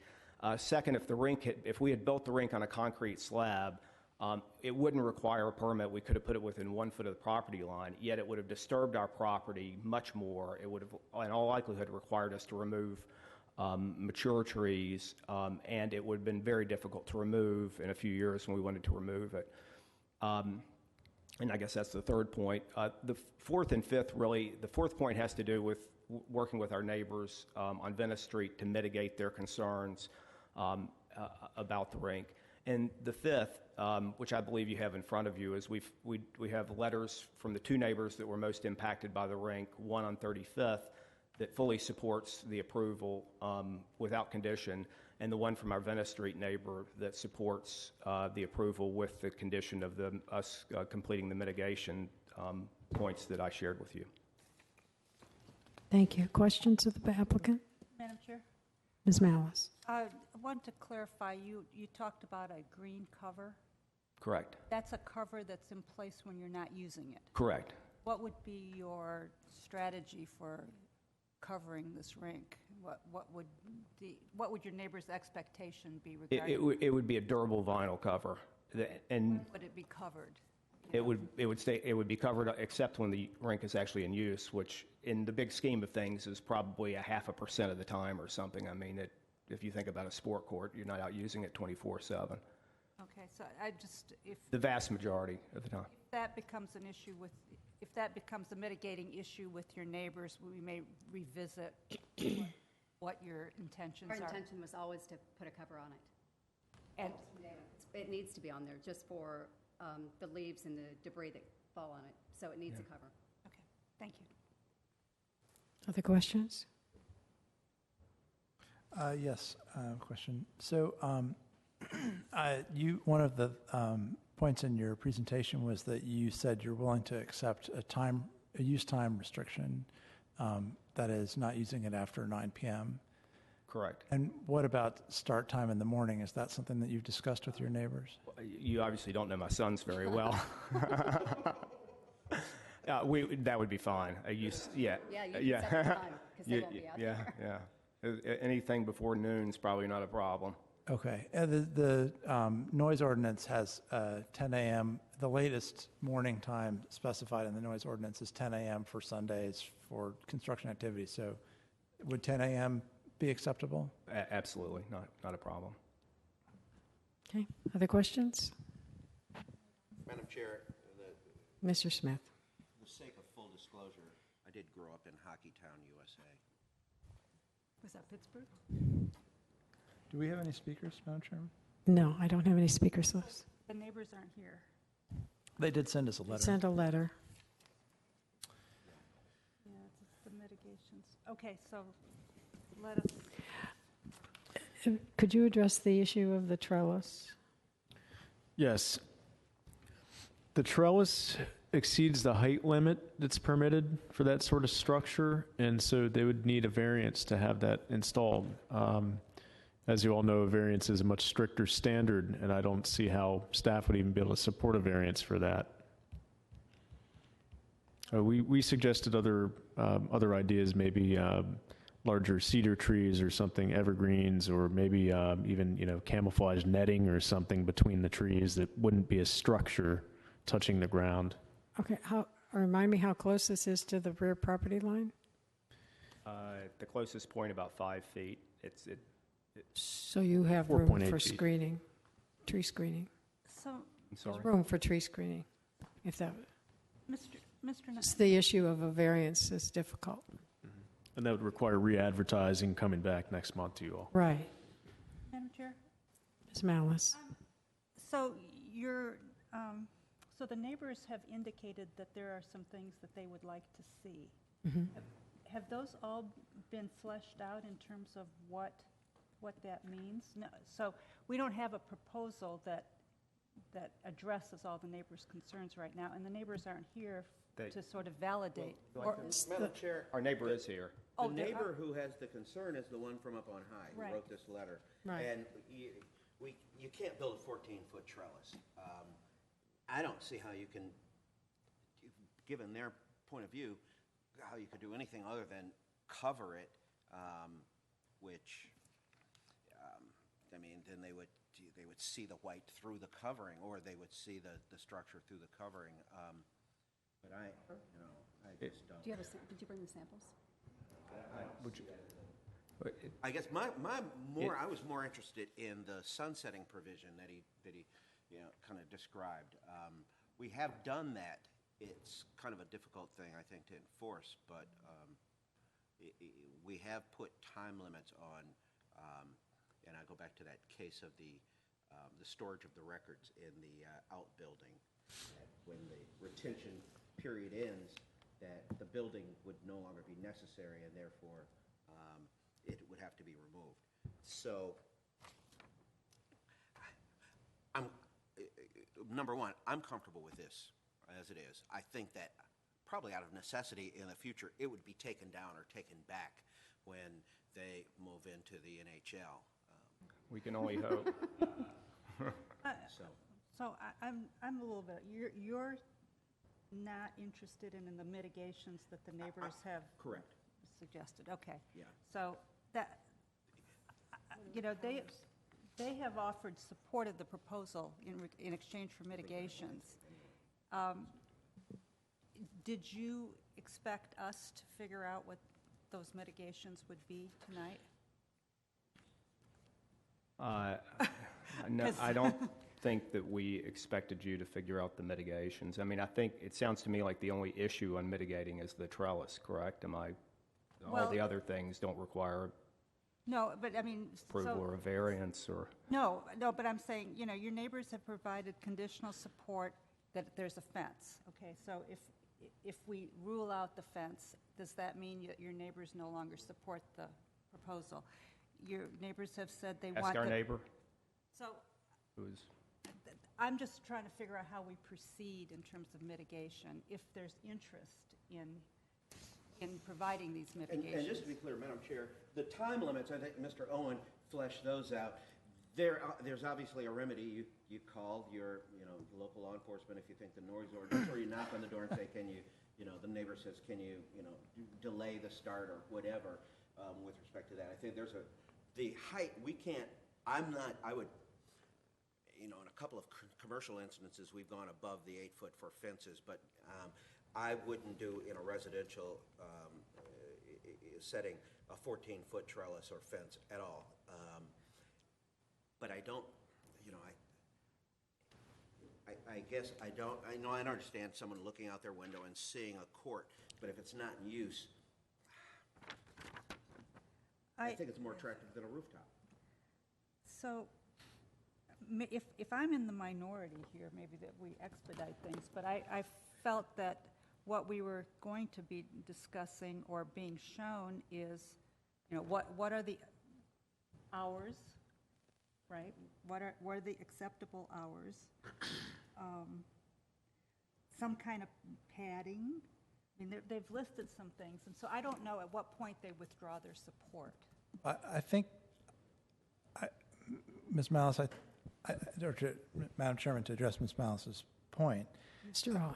I actually think that that the issues are fairly narrow, because the applicant, staff, and the neighbor appear to be in full accord from a policy perspective about what they want to accomplish, except that the staff are warning us that the neighbors might agree on a 14-foot wall, but the government won't. That's right. And so, to my mind, that's the only substantive issue. It may not be written up, right? But that's, to me, the only outstanding issue. And so the question in my mind is a deferral appropriate for two reasons? One is to write up the stuff that's agreed on, and to work out an alternative to the thing that the government isn't going to be supportive of. Madam Chair, let me try to work on that with the staff. Could they, because I think they were agreeable to netting over, to that kind of, sometimes I've seen it camouflage, I'm not going to describe what's necessary, but some kind of netting over it. If that were, it would have to be supported. There would have to be something, supports on each corner, let's say. Could those be taller than 8 feet? It'd be a question of what the supports are designed as, what, if they're...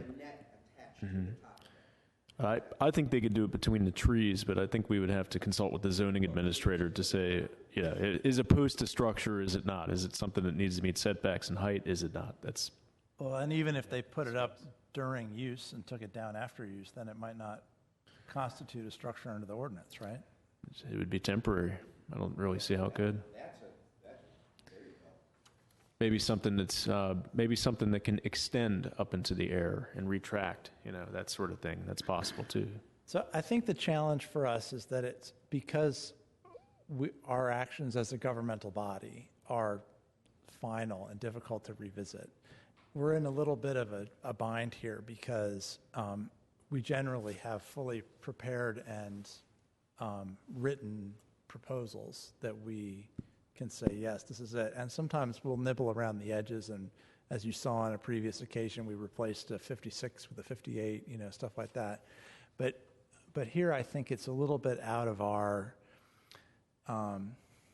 practice to develop entire sentences and paragraphs of, even though they're agreed upon conditions, or try to work out right here in the meeting exactly what's the appropriate screening.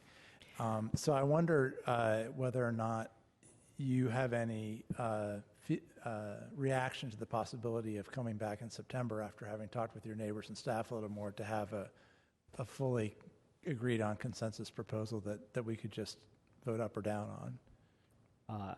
Yeah, I think that probably makes sense. But I think I want to make sure we leave here this evening, have a clear understanding of what I assume the issue is just the 14-foot trellis. Am I clear about that, or is we can try and. I think from my perspective, screening is very desirable, but because of the topography, I think one thing you might explore is what sort of screening would be uphill, for which you would be responsible and pay, perhaps. But I'm just throwing things out there.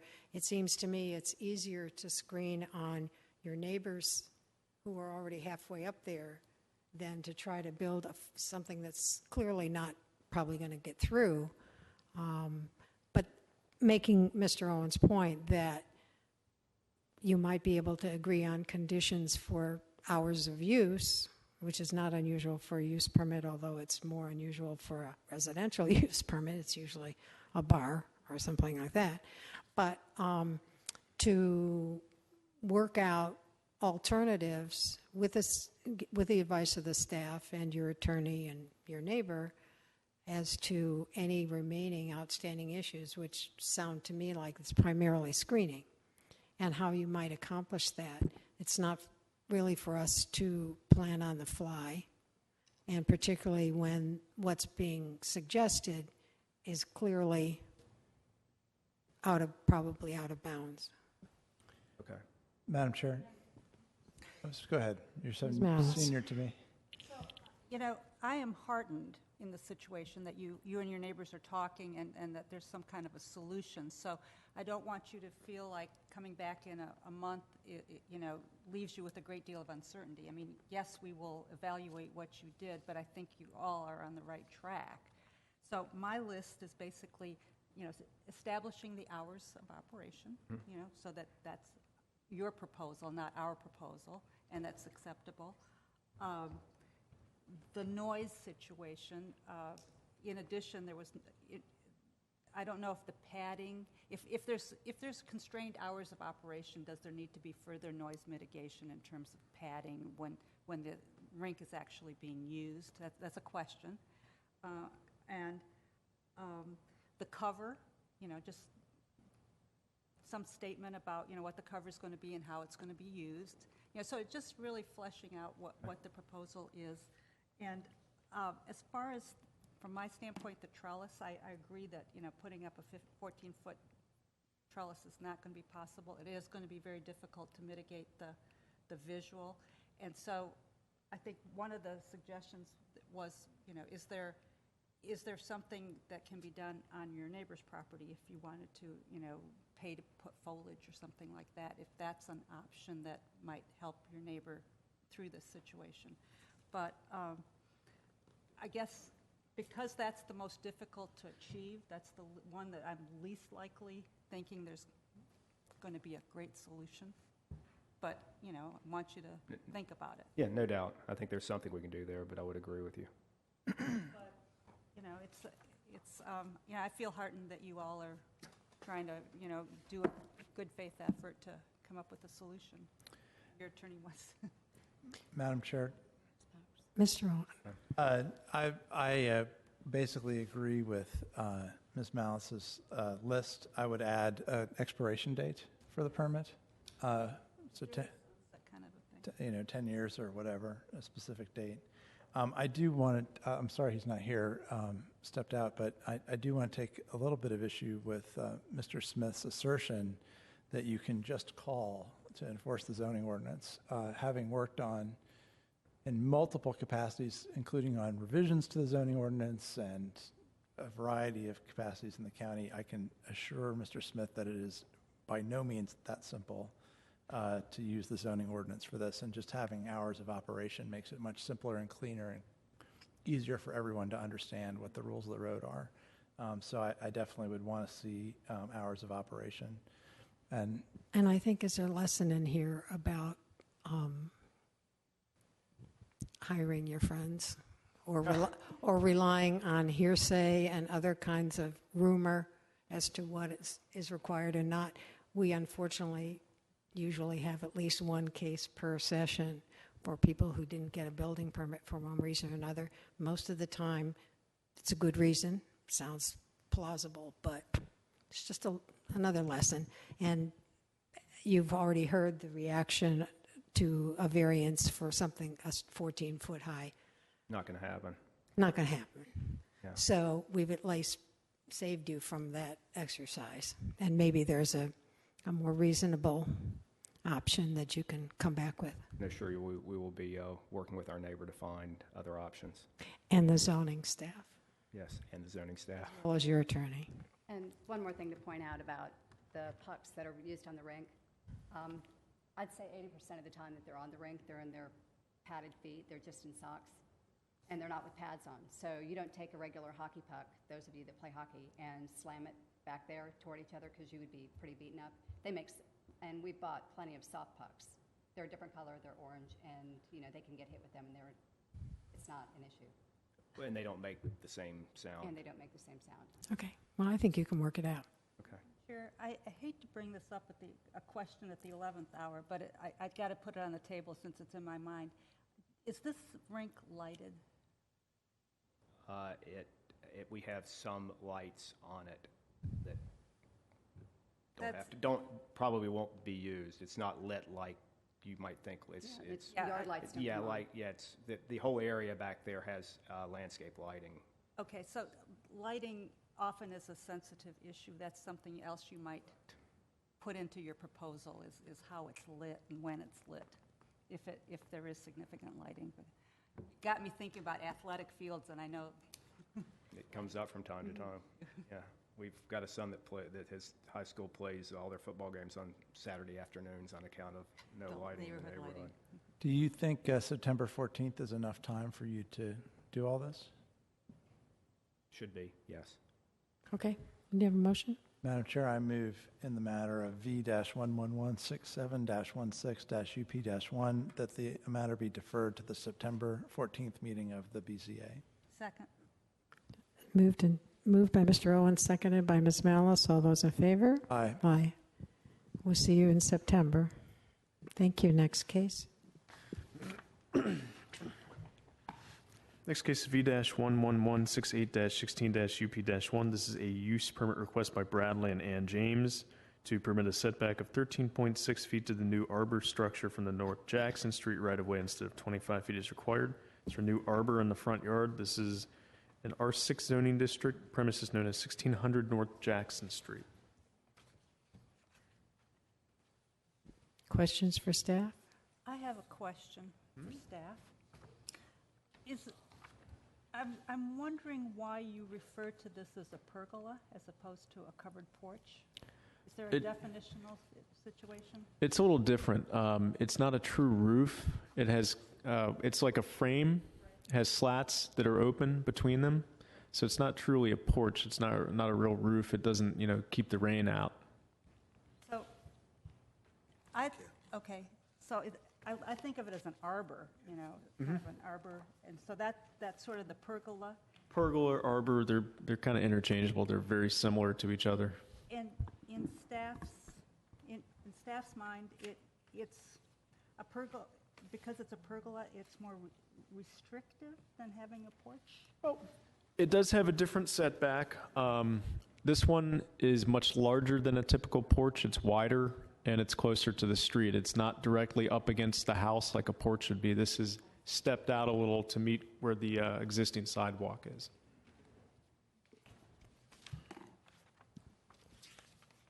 Okay. Go. Good evening.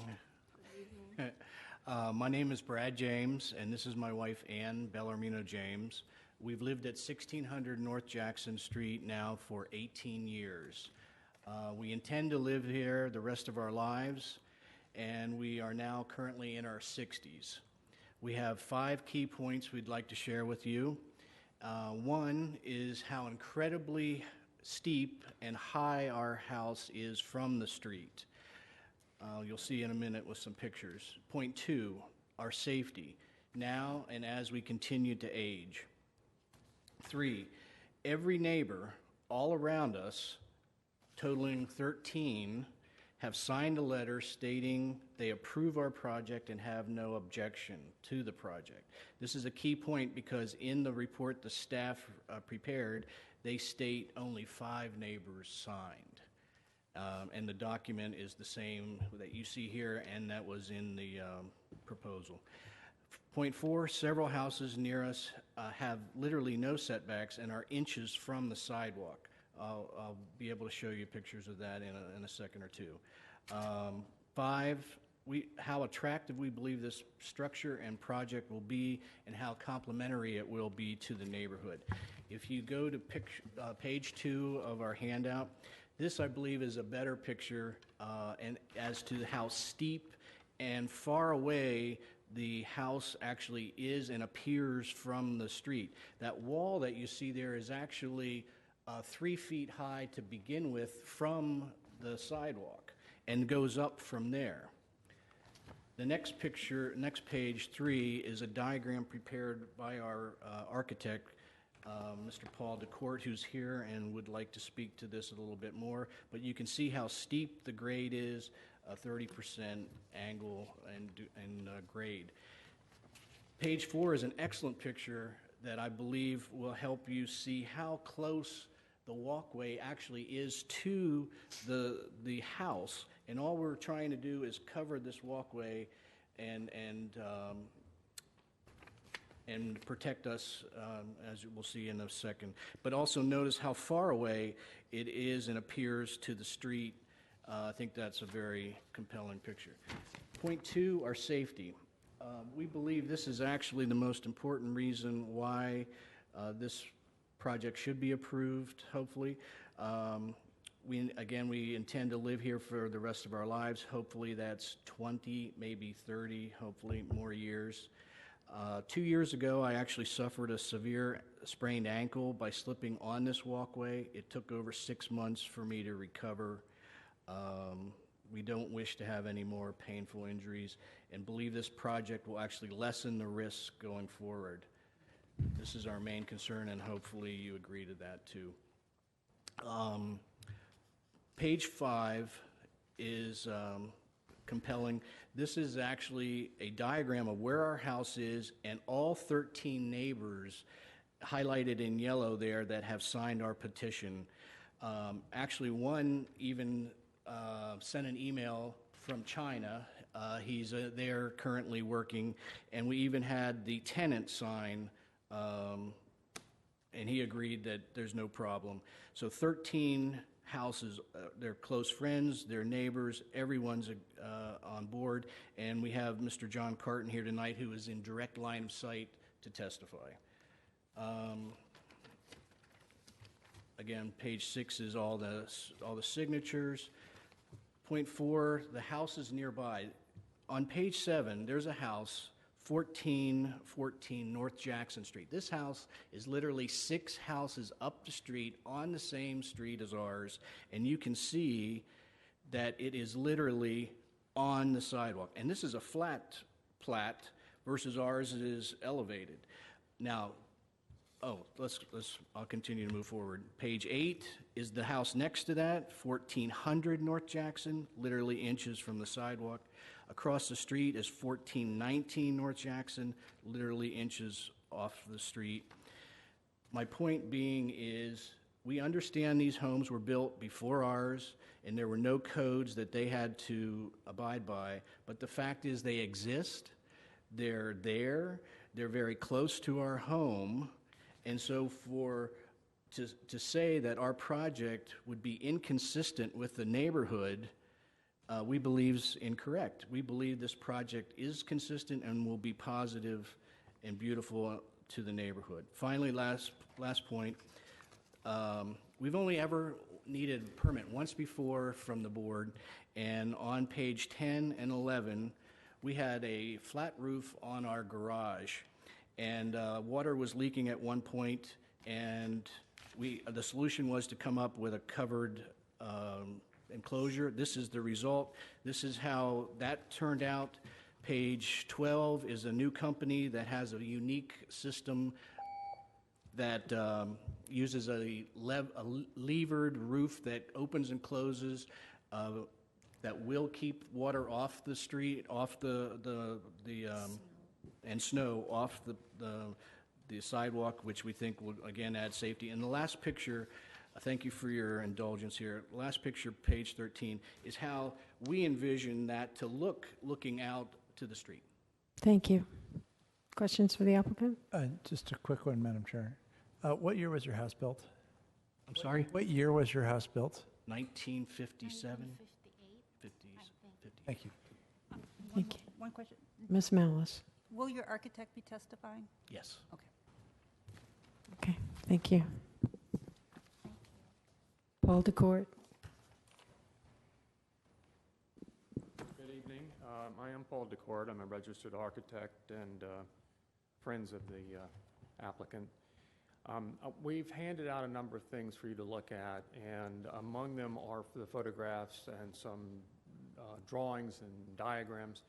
I think one thing that we want to emphasize is the severe slope of the property, and there's a little diagram in your kit which shows, first of all, the survey dimension, which is the legal dimension that you have to recognize, is not actually the measurement from the sidewalk to the house, and that's just it's just the way surveys are. Surveys pretend that the world is flat, but we know they're not. So there's more than a foot and a half of extra distance between the sidewalk and the house, so that in effect, the calculations by the survey, using the survey, are a little understated in terms of the distance from the street. But we have to go by the survey, and we understand that. The diagram just points out the discrepancy, and the surveyor is quite aware of that. There are the three things that we want to really emphasize are health and safety, and that's what we do in our profession, is to protect health and safety by the way that buildings and additions and such are designed.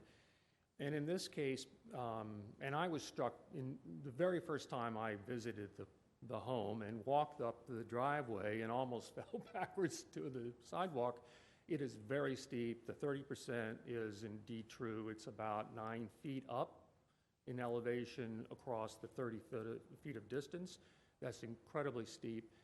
The sense of walking on the steps from the sidewalk up to the house and then along the paved path, which is, by the way, we're sort of adhering to what's there, and there's a beautiful little walkway in front of the house that is being covered by this addition. So health and safety fitting into the neighborhood, and the fact that the proposed addition would be built by a company which Mr. James has selected to work with, and the way that their structure is installed, in a sense, is and has been recognized as a temporary structure because of the way the columns are actually bolted to the foundation footings. And those drawings do show the arbor structure that projects out in front of the house, and you get a sense of that covering the needed areas, the top of that, which would be open most of the time to allow sun to penetrate, and so it'd be a very airy garden structure. Okay, could you sum up, please? And create a solid cover for weather protection. Thank you. Any questions for the architect? I have one question. Did you decide where to locate the trellis? Great question, and it is because of the existing porch, the walkway that runs across the front of the house, and the photograph of the house that's right in front of you doesn't really show that walkway, but almost back to the house, there's an existing stone walkway which goes, and you get a sense of it there in that photograph. Where the railing is? Yes, exactly. And it's installed. It was built for them some years ago. It's beautiful. It's permanent. We talked about it, you know, this is really what we have to build to, and recognize that it's a great space between that walkway and the house with plantings, which we really don't want to disturb. And by the way, if we go back one slide, please, I want to point out this tree that's on the right side of that photograph at the edge of the garage between their house and the next property. This proposed structure really sticks out in front of the house only about as much as that tree does. So you get I think from that photograph, you get a good sense of how this is really sort of restrained in a sense of it being in front of the house. And it's almost, it's hard to see. You answered my question. Okay, thank you. I wanted to say that it's hard to see on the property, that it's not deeper than it really is. There's a sense of space there that's really great. Thank you. Other questions? Thank you. John Carton, please.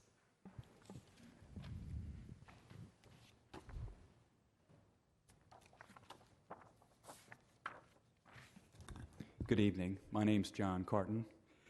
I live directly across the street from Brad and Annie at 1601 North Herndon Street.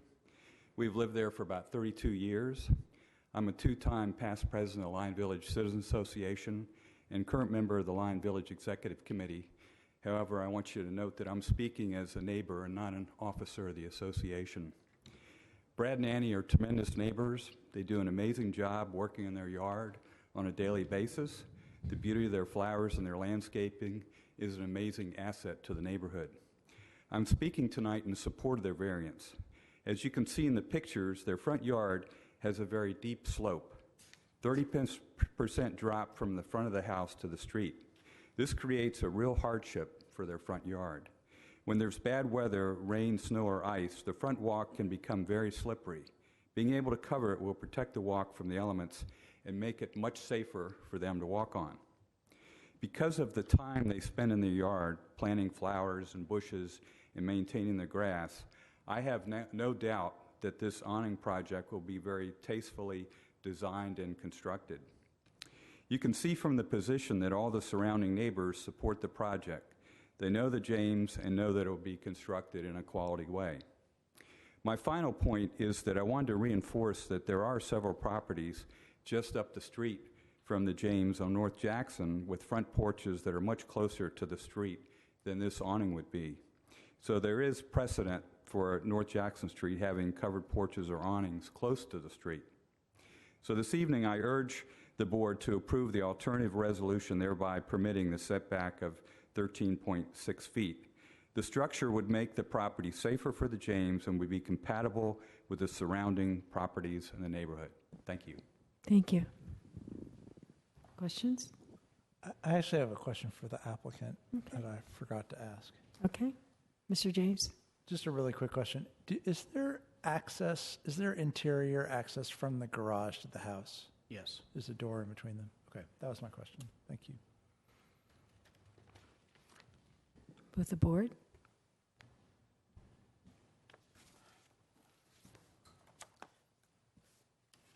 Well, Madam Chair, let me try the approval as advertised motion.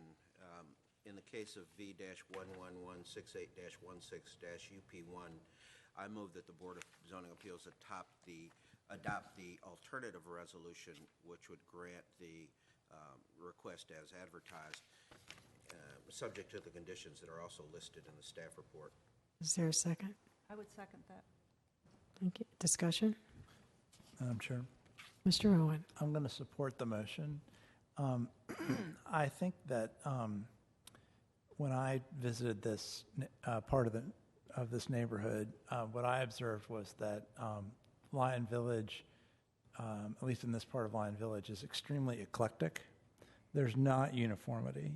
And in fact, this house and its neighbor to the left impose uniformity that is incompatible with the neighborhood. And so I actually feel that in this case, the structure, whatever we want to call it, may contribute to compatibility with the surrounding neighbors.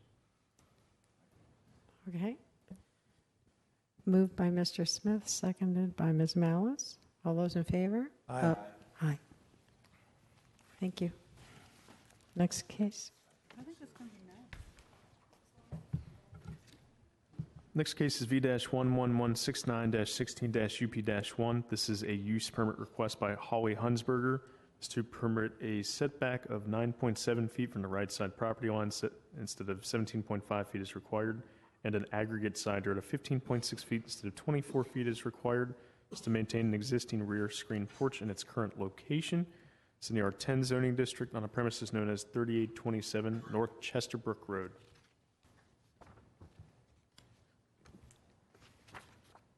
Questions for staff? Questions for staff?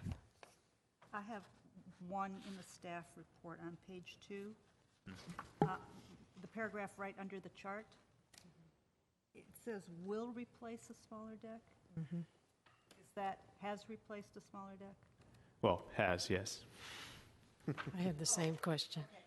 So I understand your tense of will, but in fact, it It has replaced a smaller deck that was existing for years. just wanted to make sure I understood. Thank you. Thank you.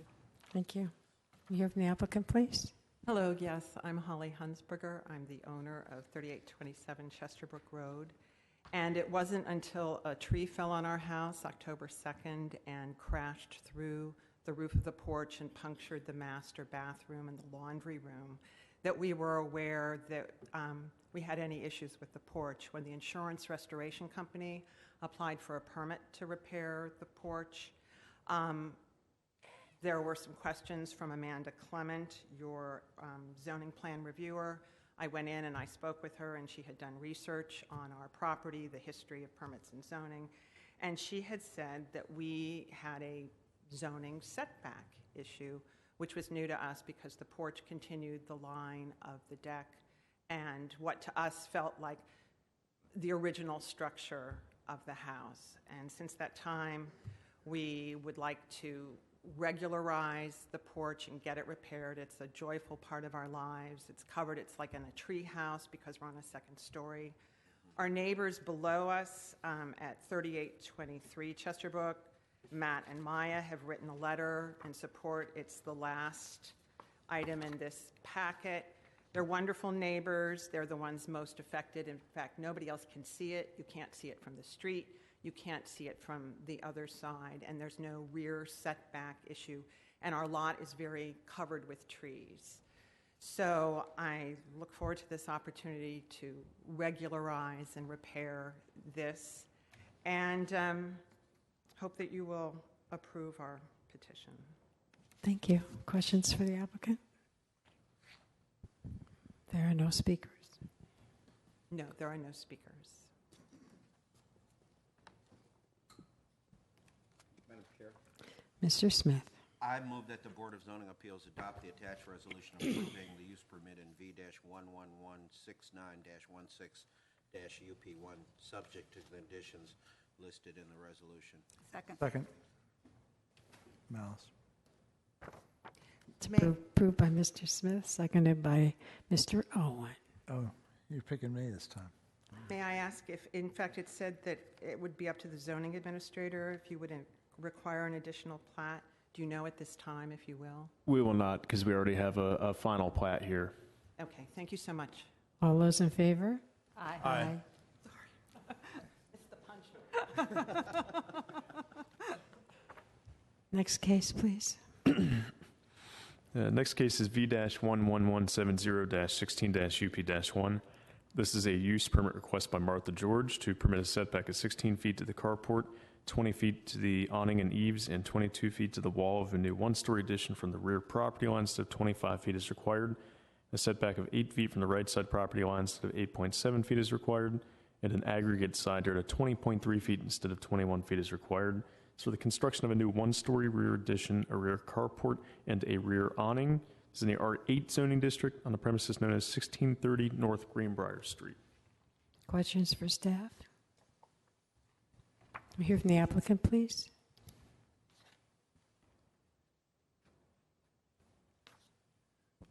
Good evening. I'm Philip George. This is my wife, Martha. We are presently aging in place in Arlington, but are moving into the 1630 North Greenbrier property because it has easier access. We have steps on both sides of the house that we have now. In addition to that easier access, thinking again about aging in place, there is currently no bathroom on the ground floor, and we would like to install one there. The kitchen is also a small galley kitchen, and we'd like to expand that so that we have wheelchair accessibility should that be necessary. We hope you'll approve the request. Thank you. Questions for the applicant? Madam Chair? Mr. Owen. Oh, I saw Ms. Malice just raising her. It's probably the same question. I bet it is. Did you communicate with? So this is something that's occurring in the back of your house by the alley, right? So in consulting with neighbors, we have a lot of signatures from across the street, across Greenbrier Street, but I don't see information from the people on 16th Road and Harrison Street who might actually be able to see this from their back windows in their backyards. Have you communicated with them, or do you have any information from them about their opinions on this? No, we do not. We think that the 16th Road people would probably not be able to see what we're doing there. It's almost exactly the same footprint as the carport that is there. It just extends the line of the porch. It just goes a little bit farther. The area immediately across the alley behind the house is actually pretty heavily wooded, so we don't feel that those folks behind us would actually be able to see this. We do have, as you've seen, okays from the people on both sides of the house, specifically Mr. Schmidt, who is on the side where the construction would take place, and he has no objections to it. And we felt the people in front would be the ones who would be most affected in terms of the viewscape. Why is that? I'm confused. Because this is on the side. Yes. I see. So they could see it from the side. I see. They can see the carport now. They could see the. Okay, I think I get it now. I was having trouble as I was reviewing the plans, conceptualizing exactly what part of the house it was on. But I think with your clarification, I get it now. So thank you. Did you say you're moving into this house? Yes. You did a good job meeting your neighbors. Well, I lived there as a teenager, and my mother died a year and a half ago, and I inherited half of the house. So that you were known to them? Yes. Yes. Any other questions? Motion? Madam Chairman?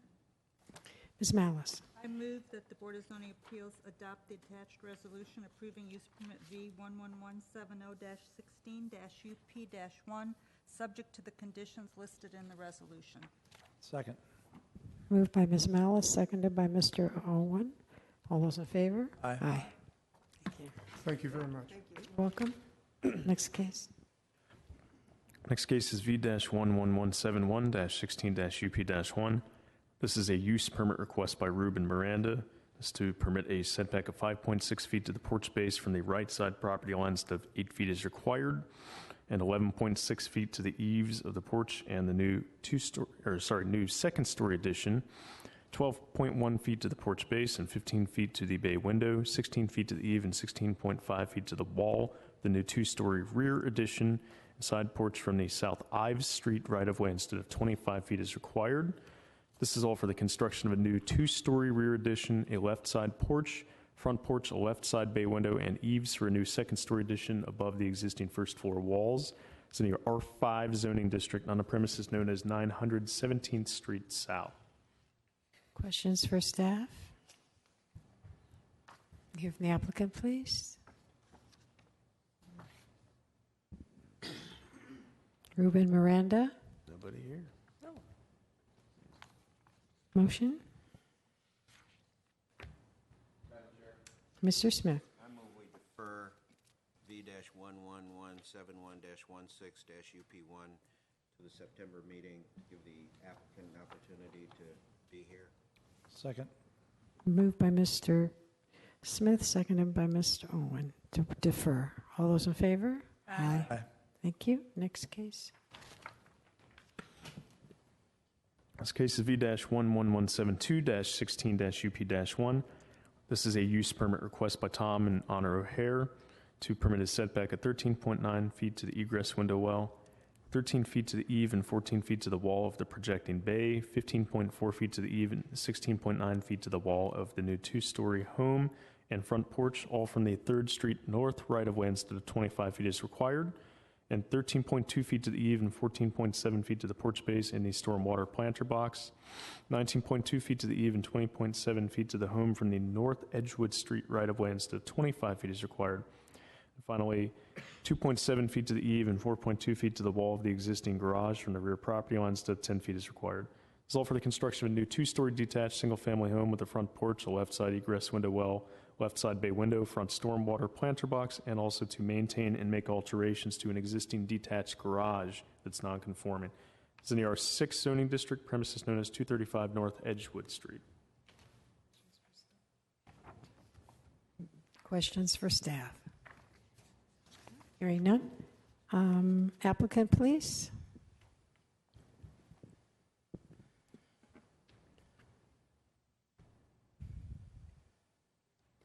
Hi. Good evening. My name is Thomas O'Hare. My wife, Honor O'Hare, and I have lived in this house with our 2 kids for 3 years. Today, we brought our designer and architect, Rob Schindler, here to answer any questions. Thank you all for your consideration. Thank you. So the house is going to be torn down. Yes. It's a nice house.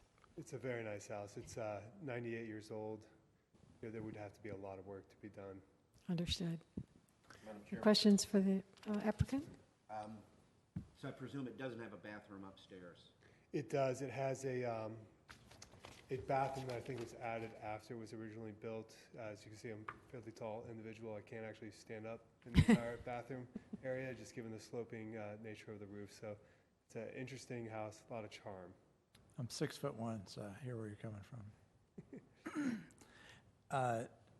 You were pretty thorough in communicating with neighbors on this, but there were 2 that were pretty close by that were missing, and I'm wondering if you have further information from the 2615, I think that's 3rd Street, and 2616 3rd Street, so the neighbor that's right by your outbuilding and on 3rd Street, and then the neighbor directly across the street on 3rd Street.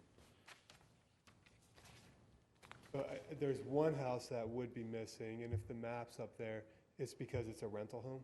Uh-huh. And so if you think about... So on this map, there's the new home right behind you. That's right. With the white truck in front. And then there's the one sort of so across the street so it's that way. Yeah, so the White House, if you kind of look where the yard is and you look right across the street on 3rd Street, yeah, that's actually a rental home. Okay. So we actually didn't think we were supposed to get that. We didn't think it carried weight to have a renter sign it. Just wanted to know the explanation. And what about the one behind you? So I'm sorry, which one are you referring to? The big house? Right by your outbuilding, the greenhouse behind you. The newer house. The new one. So that one we should have a signature. That would be Jim and Joan Packard. 616. Didn't see that one either. And just to clarify, we're talking about the house with the adjacent driveway? Yes. Right. Yeah, that should be in there, Jim and Joan Packard. It wasn't in our packet. Wasn't, okay. Let's see if it's in the application. All right, staff is checking it out.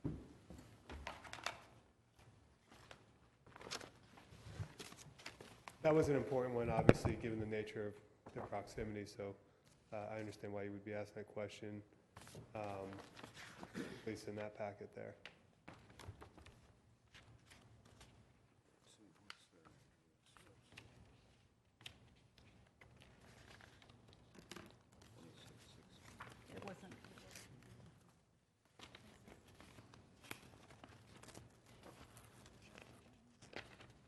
Well, let me simplify this slightly. Have you spoken with them? Yeah, absolutely. You spoken with them more than once?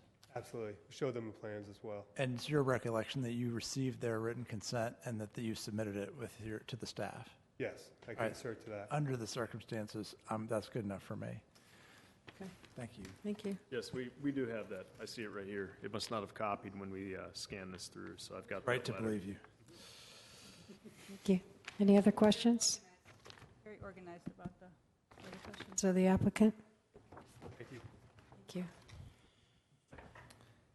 Madam Chair, Mr. Owen? move in the matter of V-11172-16-UP-1 that we adopt the staff recommendation resolution granting the use permit.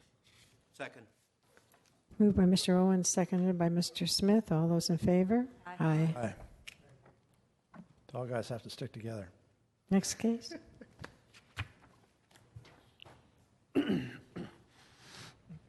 The next case, we're going to have a motion to defer this one to September. This is V-11173-16-UP-1. It's a use permit request by Ryan Jennifer Miller to permit a setback of 13 feet to the eave and 13.5 feet to the wall of the home from the North Culpeper Street right-of-way instead of 25 feet is required. 17 feet to the areaway, 22.3 feet to the eave, and 23 feet to the wall of the home from the rear property line instead of 25 feet is required. It's for a new second-story cantilevered front addition and a second-story addition above the existing home, as well as a new two-story rear addition and a new rear areaway. This is the R6 zoning district on a premises known as 1744 North Culpeper Street. Madam Chair, Ms. Malice? I'd like to make a motion to, in use permit V-11173-16-UP-1, that the Board of Zoning Appeals defer this matter to the September meeting. Second, Madam Chair, but I'm wondering, are these folk waiting on this one or the next one? Next case. Next one. Moved by Ms. Malice, seconded by Mr. Smith. All those in favor of deferral? May I ask a question? I'm sorry. What do we think is going to happen between now and the deferral? They have some plans they have to revise, and we found a couple errors on the plat that the surveyor made showing that something is actually closer to the street than what it was shown on the plat. So the math wasn't adding up, so they have to go back and submit some new plans. We had advertised a certain setback, and then we noticed some inconsistencies. Okay. So they'll pretty much come back with the same thing, just the numbers will change a little bit. Fundamentally, the issues are going to be the same. Exactly. And maybe they'll come back with some comments from their... Yes, hopefully. All those in favor? Aye. Thank you. Next case.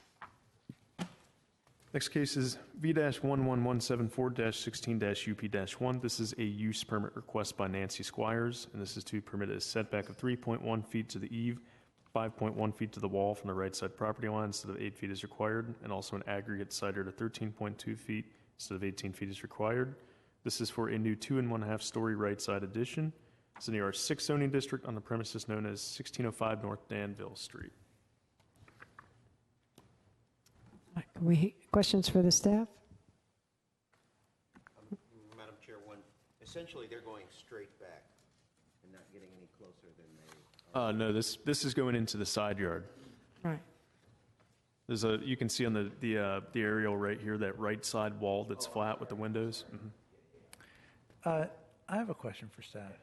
My question is about notification. So when I visited the site, I did not see any of the yellow signs nearby. And that doesn't mean there weren't. Sometimes I'm not the most observant person and I'll miss something.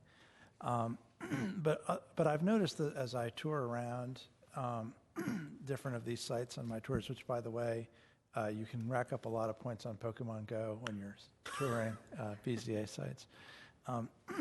I've noticed that sometimes the signs are quite distant, a block or more away, seeming from the site, and other times they're right in front of the house. And I'm just wondering, what are the standards for the placement of those yellow signs? We don't have a written standard. Typically, we put a few on the block. We do 6 5 or 6, and we do usually 3 on the block, then 1 on each side street, and maybe another one on the house. Sometimes you see them on the front door of the house if the owner doesn't take them down first. Okay. So that's typically what you see, so at least some of the cross-street traffic can see it and the neighbors directly on the block. But you can only put them if there's above-ground utilities, right? Utilities, stop signs, any poles like that. Sometimes we'll slap them on trees if that's all that we can find. And then what about written or electronic notification? What other notice to the neighbors would have occurred here? We have letters sent out by mail, and those are sent out usually anywhere from 2 to 4 weeks before the hearing, and they're sent out to usually a radius. It's usually a radius of 150 feet on each side, so pretty much everybody to the side, across the street for a couple of houses, behind for a few houses, maybe. So more or less the houses depicted in this photograph? Exactly. Probably not even all of those. You're probably going to get the 2 on each side, the 4 behind, the 4 across. Okay, thank you. Especially those who are in direct view of it. Thank you. Other questions? We hear from the applicant, please.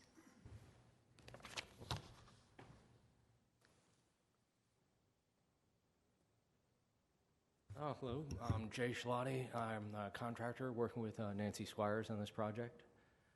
Answer a few of the questions about this project. The biggest thing is, why can't we put this thing in the rear? Essentially, between the space that's left between the garage and the house, it's not as much as there appears to be. Additionally, there's recent work in the last 2 years that completely renovated the kitchen, extended a little sunroom, breakfast room off the back that would all have to be taken down in order to put a rear addition on it. So it's not ideal for how to add on to this house. So that left her side yard, which is actually, for Lion Village, it's relatively wide. We got 15.1 feet. So we had requested to do a 10-foot addition, which would have left us with a 5-foot setback, encroaching 3 feet. Nancy did reach out to our neighbors. Most were in support, but I'm aware that the immediate neighbor definitely did not like the idea, and I don't think they're in support of a side addition at all. Overall, as the project, what we were looking at in doing the side addition was actually trying to keep the mass of it a little bit smaller. So by encroaching a little bit, we're able to bring the mass down a little. So if we kept it at 7 foot, we would have ended up with a 26-foot wide instead of a 19.5-foot wide addition. So overall, it's smaller and actually less tall, but it does encroach. Having read through what the staff recommendations were, knowing that there is some objection, we are willing to compromise a bit on how much we encroach, but we do need a little bit in order to have enough room for the elevator that she needs in the house. So I was just looking at if we can get half of that so that we could do a side setback of 6.6 as opposed to 5.1. Now, just looking at the general properties in the area, if you count up all the houses on that street and not counting the corners, corners of Lion Village you can't really count, but there's 15 houses. 11 of them encroach. So, including the immediate neighbor. So the side setback encroachment is actually more typical on the street than having a house that isn't encroaching. In fact, this house is actually the anomaly. As it stands now, nothing's biting in to what would be a typical setback. Questions? So, Madam Chair, I think I heard the applicant say that he doesn't need to encroach 5.1, but 6.6. That is correct. Okay. Any other questions? Are you the entire applicant presentation, or is there? Oh, no, Nancy actually splits her time between Arlington and Annapolis. I mean, she's not here tonight. She's not here. She couldn't be here today, but part of the reason she she's selling her house in Annapolis so she can make this her full-time home. So, usually there's letters of support. She touched out, that's a hard thing. She wasn't able to get letters themselves. Okay, I understand. I don't have any letters of support, but we have one that's a big I'm well aware. objection. I've done this a few times. She just wasn't, she talked to people. That's the best she could do. And she was hoping to be here to actually present herself. Okay, well, that puts us in a little difficulty. Okay, we do have a speaker. Thank you. Rich Forwingler.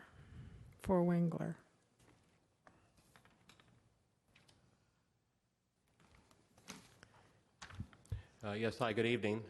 Richard Forwengler, my wife Sheila. We are the abutters directly to the right of 1605. We're at 1601 North Danville Street. We've been there for 28 years. In the strongest possible terms, we are opposed to this granting of this exception.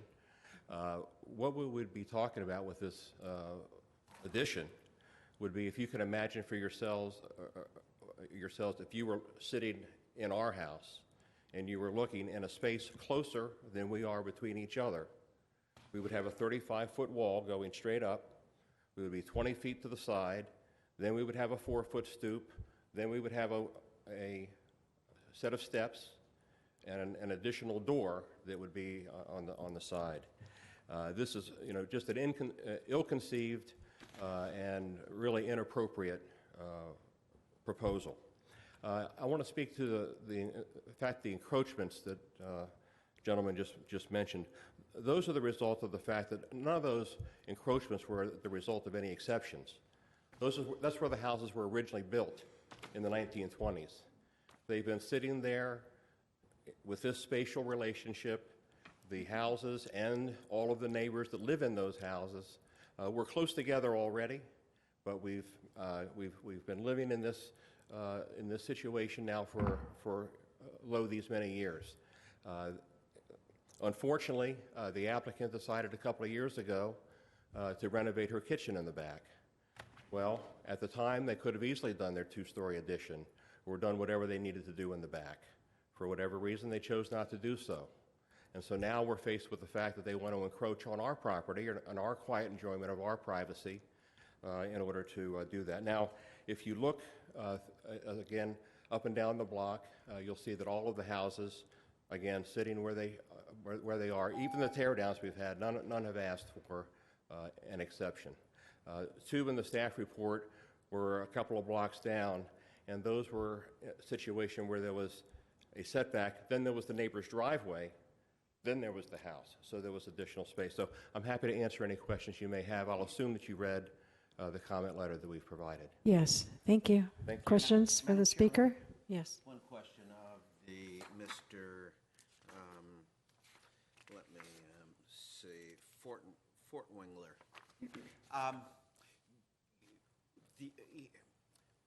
You heard my question up, and you heard the presentation where they would agree to less encroachment. How are you affected by hearing that? I'm not affected by that whatsoever. In fact, not even a little bit. In fact, if you look at the picture up there, you could see where that is. And in fact, I provided a photo. It's also in your packet. I think you probably have this one. Where I was just asking because these are the lot is substandard in width and size. So sometimes a little closer on the sizes, but I heard you. A couple of feet isn't going to make any difference. In fact, even if they build whatever they can build by right, it's going to have the exact same impact that we're talking about now. If they decide to do whatever they can do by right, I guess that's one thing. We can't legislate good taste and good neighborly relations. But we feel that you should follow the staff recommendation and deny this request. Thank you. Okay. It's with the board. I have a question for staff. So is there anything that they can do on the side by right? Yes, there is. How far can they go? They can, let's see, they can be 8 feet from the property line. So I'm trying to think of how much that would be real quick. So it'd be about a 7.1 foot addition. 7.1 foot versus what they have, what are they proposing? 10 feet. 10-foot wide addition. What difference? Mm-hmm.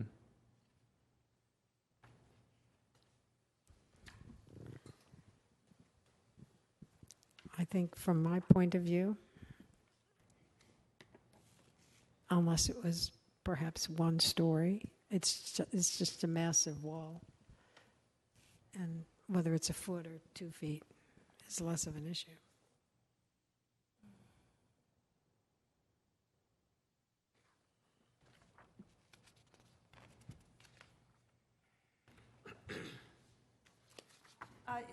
I'm sorry, I know it wasn't a question. Can I address it quickly, what we can do by right? Because I looked at a plan of doing that. So the biggest difference compared to what we've proposed is that it's actually just an extrusion of the existing house, making the existing house about 7 feet wider. The resulting project would actually be, what was it, 26 versus 20, so it's 6 feet longer. It ends up being 3 feet taller once you include the roof as a project. We looked at it from that standpoint, and that's why we went to, if we can ask, we can actually bring that mass down. And it just has to do with what we have, what's buildable, how much space they need to actually get an elevator and other such things in. So it is possible we can build by right. As all I'm pointing out is when we do it by right, it's actually going to be a bigger wall. And that's why I was looking at if we could do it half as much as we were asking. I can actually keep that size still down. So the impact is, we're talking 6 feet of 2-story wall less. Important thing to keep in mind is that at that point, the setback in this house would be further away than the setback is for the neighbor. Let alone of the new homes. The applicant's representative. Yeah. Did you talk to the Fort Winglers? I did not personally. Mrs. Squires talked to her. Okay. And she knew that they were not in support of it.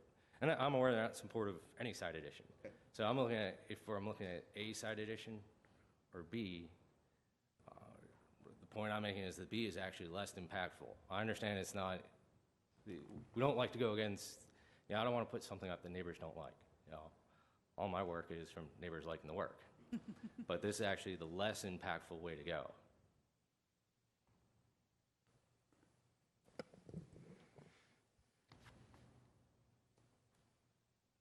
Well, Madam Chair, I would say I'm uncomfortable with an application that has no comments by neighbors other than the most directly affected neighbor whose comments are opposed. Mm-hmm. In the strongest possible terms, I think Mr. Fort Wingler said. So that's a tough position. Yeah, I'm well aware of that. Yeah. They're aware of what their by right what your by right options are, and they've said, bring it on. Yeah. So that's difficult. Well, yeah, I'm looking at it from the overall neighborhood standpoint. Is A better than B? And that's all we're looking at. Yeah, and Now, it could be that, an opinion is that A and B are both horrible choices, but your work is beautiful, though. We try to make it fit the neighborhood. It's not clearly, yeah. Yeah, it's the one thing I want to hang on our sign is that we didn't tear it down. Madam Chair. So I'm working in Lion Village, and I'm not tearing it down. That's Ms. Malice. I guess the question, following up on what Mr. Smith said, is would our thinking be impacted at all if we had positive responses from the other neighbors? Yeah, not to drag it out, but if it were that we needed more letters, I'm sure that could be worked out for the next meeting, and I can even submit something showing what my compromise is of changing it to the 1.5. I don't think I'm going to make everybody happy, but it could at least show what we're going for, and if we got some other letters in support of that, that might. I understand the comfort level. I'm not pressing an issue on it. So that's the issue. Is this board willing to entertain this proposal or a similar proposal, even if there were positive responses? Otherwise, if they're not, then there's no point. Typically, I would certainly say we need more. I guess my issue is it's a side addition, and the person on that side is very clear about how they feel, and so to a lesser extent, support that might be from somebody on the other side or across the street to me is less persuasive. But I certainly will agree to whatever the board suggests. I guess I'd like to ask the neighbor one more time, if you wouldn't mind stepping Oh, yes. by. Are you willing to roll the dice if on getting a by right option here as a side addition? Or are you interested in working out a compromise? I'm not interested in being threatened with a by right or a by right, if I'm even saying that correctly. That's not my choice. Your choice and your job is, when you see a proposal like this, is to turn it down. If they want to go back to the drawing board and do something by right or make another proposal, they can do that. I should tell you that I did speak with the owner. We've been on vacation, but we got back, and I told her that I had submitted a letter and that I was opposed to it. She actually agreed with me and said that if we get turned down, we'll have to just revisit it and maybe think about doing something in the back like everybody else has done. So that's really the way it ought to be done. It ought to be done in the back, just like everyone else has done. It's unfortunate that they already went and did some renovations in the back, but that should not foreclose them the possibility of there's still sufficient space, there's still sufficient height that they can do whatever they want. This is going to be one of those situations, I'm sure you've seen it before. You drive down a street, a beautiful street, and this happens to be right in the middle of the block. All of a sudden you see this house, and you say, who in the heck approved that? Well, don't be that body that approved it. Thank you. One question of Mr. Fortwingler. 1609. That structure? Yeah, that would be the neighbor on the other side. The numbers skip. And even though 1601 you think is a... He's encroaching on that side yard. That bump out... That one's by right, actually. That was? They got permitted a few years ago to do that one. Yeah, that's a really old picture, by the way. There's right two at 8 houses that have feet, been replaced, and there's numerous trees and things there that aren't on that. Replaced? There's this house right here in the front has been torn down and rebuilt, so I'm not sure how old that picture is, and I see significant landscaping that's all missing there in between our two houses. I brought up some other issues about drainage, privacy, fire safety, and so forth in my letter. We have a very delicate situation in terms of drainage and runoff, and really, if you do anything disturbing the yard there's going to be a problem. In fact, this doesn't even show the most recent addition that she has on her house. That still shows her original screen back porch. So this particular photo here is an older one. Yeah, they need to fly the county again. I wish we had the money in the budget to do it. We seriously need an update. A few years. I think this is 2007 or 8 at this point. Okay, thank you. Thank you. What's your pleasure?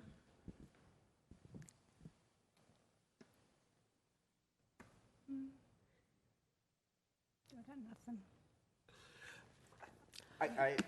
I'm moved to defer. I defer V-11174-16-UP1, subject to the, I move to defer, asking that you get some more input from neighbors. I don't know where that will change anything, but I'm really uncomfortable in the absence of any So when somebody down the block and around the corner writes a letter, how is that going to have any impact? So Sit down. Thank you. I'll support that.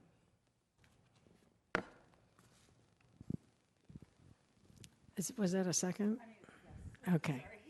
So it's been moved and seconded to defer to the September meeting. September. Is going to be mighty crowded. So- By Mr. Smith, seconded by Ms. Malice. Madam Chair, Mr. Owen. I will not support the motion. I don't think that we've heard enough from the applicant or the applicant's representative to make me think that a deferral would be productive.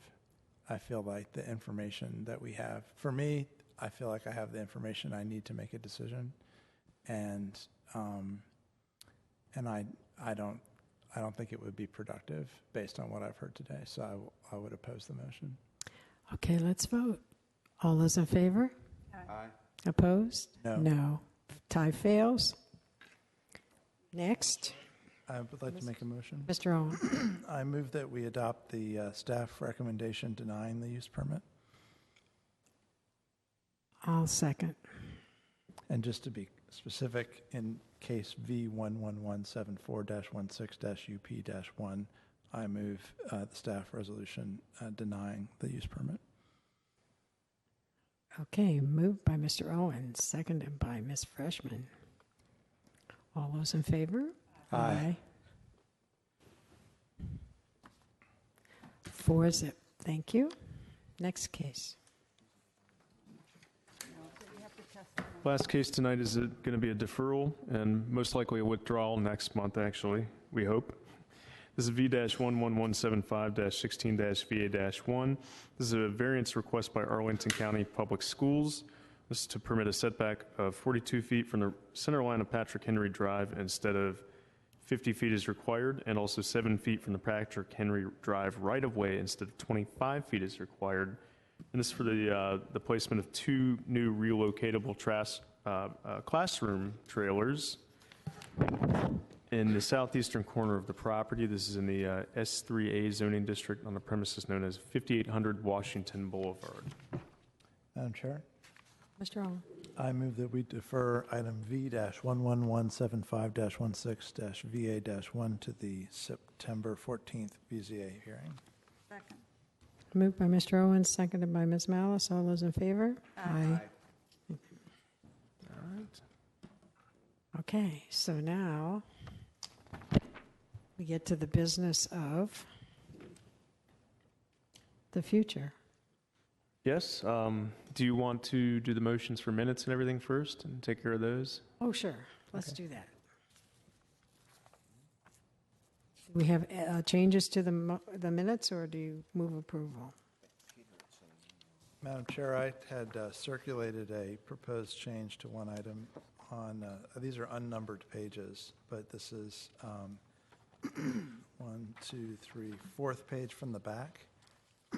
From the back. Item 11162.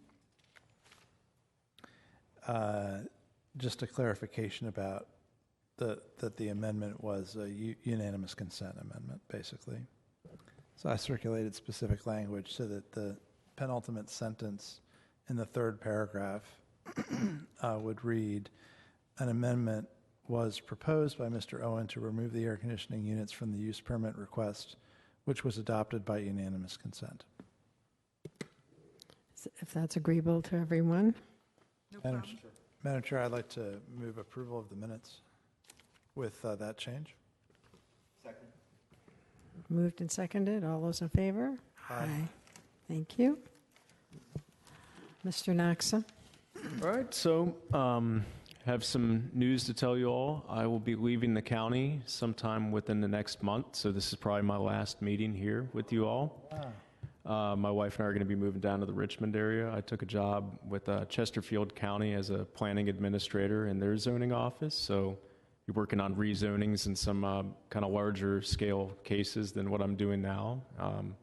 Wife is currently in the process of being released from her contract with Arlington Public Schools so she can take a job in Henrico County. So it's been a move we've been anticipating trying to do for a few years, and the economy finally got better, and there have been a lot of planning jobs opening up down there, and I found something that works. So this is probably it. I will find out tomorrow how much longer I'll be here. I'm trying to be here for at least 3 more weeks to a month just to close up all the loose ends and everything. And right now at this point, we don't truly have a successor for my position, but between Cliff and Blake and some of our other staff, they're going to be helping out in the meantime. Arlova will probably pick an acting BZA coordinator and secretary for the time being. So you all will see a resignation letter as secretary to the BZA from me in the next few days. So that is the news I have for you. Thank you. Thank you. It's it's a move that we decided after looking at finances and what we can get down there for what we make in salary, and having a kid has changed our opinion of a lot of things, and being closer to my family down in the Virginia Beach area. So and her dad is she lost her mother a few years ago, so her father's taking care of a big house in Clifton by himself, and he's just ready to move as well, and he's going to move down there with us as well. Not in with us, but down there with us. So it seems like we'll have a good support network of family closer by, so that'd be good. I think that's wonderful. But I do have a technical question. Okay. Can we be without a secretary? Or must someone has to be appointed the minute You would have to appoint somebody at the next meeting. Okay. Well, Mr. Hunter knows English. He can read and write. I just wondered Madam Chair. if that works. Mr. Hogan can read and write too. I could imagine the possibility that we might need to convene in order to appoint a secretary, to take those actions. You can get the county attorney to weigh in on that. Yeah. Madam Chairman, if I may, when Tony Burnett, who served so well for so many years, fell ill, I had just come to the county. Mr. Smith remembers that I was told I was coming to the BZA, and so I did not serve as acting, but Norma Kotsar appointed staff and the board at that time. At the next meeting that Tony was not present, they named the new acting. So that could be your first order of business at the September meeting, to name your new acting secretary. And if I may, on behalf of Arlo Vaughn, I just want to say that we will miss Mr. Knox and dearly. He has served so well for so long, and we are just so happy for him, but unhappy for us. So wish you well, Drew. Thank you. It's certainly been a pleasure serving you all. And Virginia Code section, let's see here, 15.2-2308, I think says that the BZA shall elect a chair, a vice chair, and a secretary. Let me just find that code section more fully here. I think that's what it says. So we can't go kind of without one. In the bookstore. We can always meet somewhere if we have to, but I suspect that Three of you can meet. an acting that we Yeah. codify. as soon as we- you'll be notified. Exactly. You'll be notified before that. I'm sure It's 15.2, about it this week. 2308C, I think, that discusses it.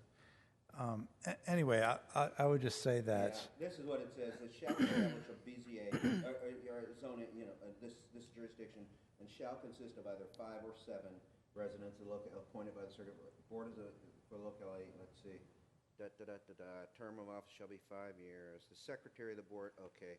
The terms of office shall be for secretary, okay. Yeah. Section.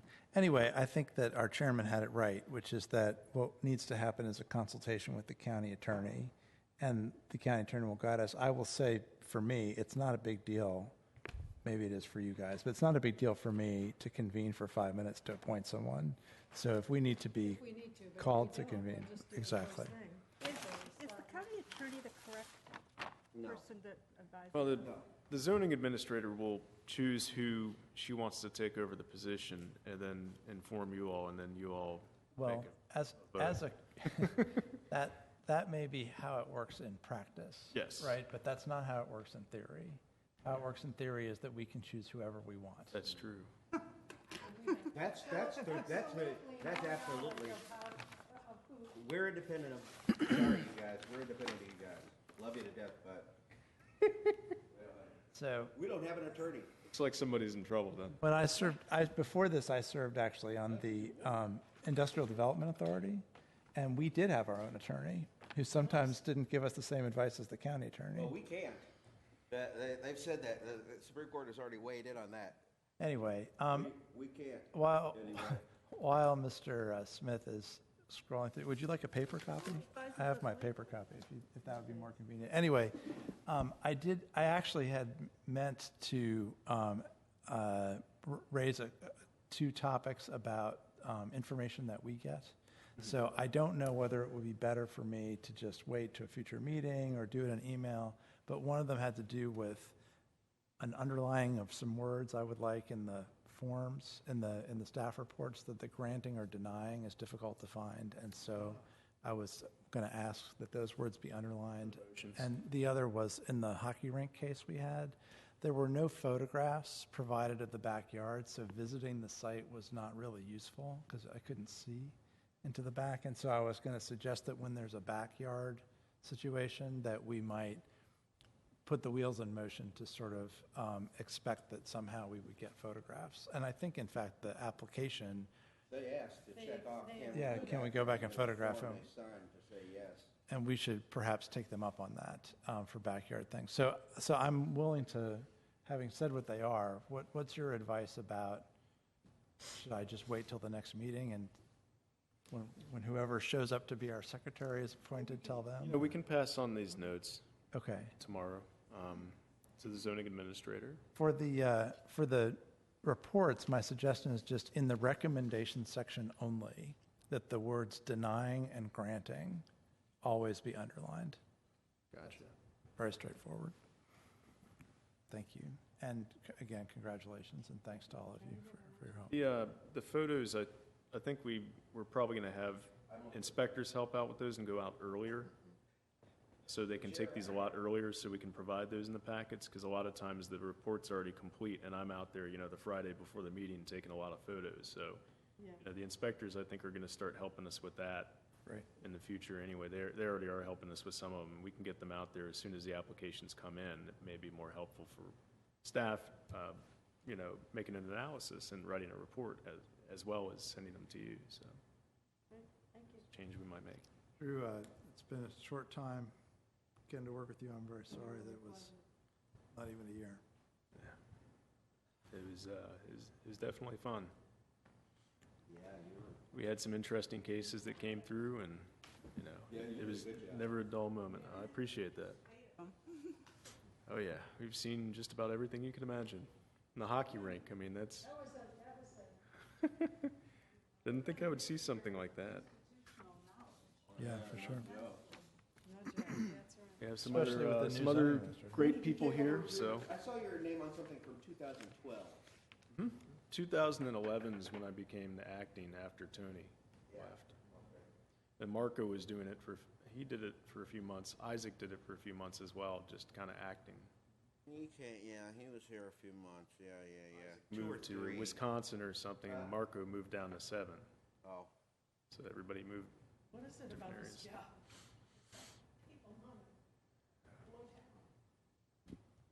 Okay, can I have a motion to adjourn? Yes. Aye. Oh. Do we need a second? A second to adjourn? I second it. Alice did? All right. What time is it? 9:46?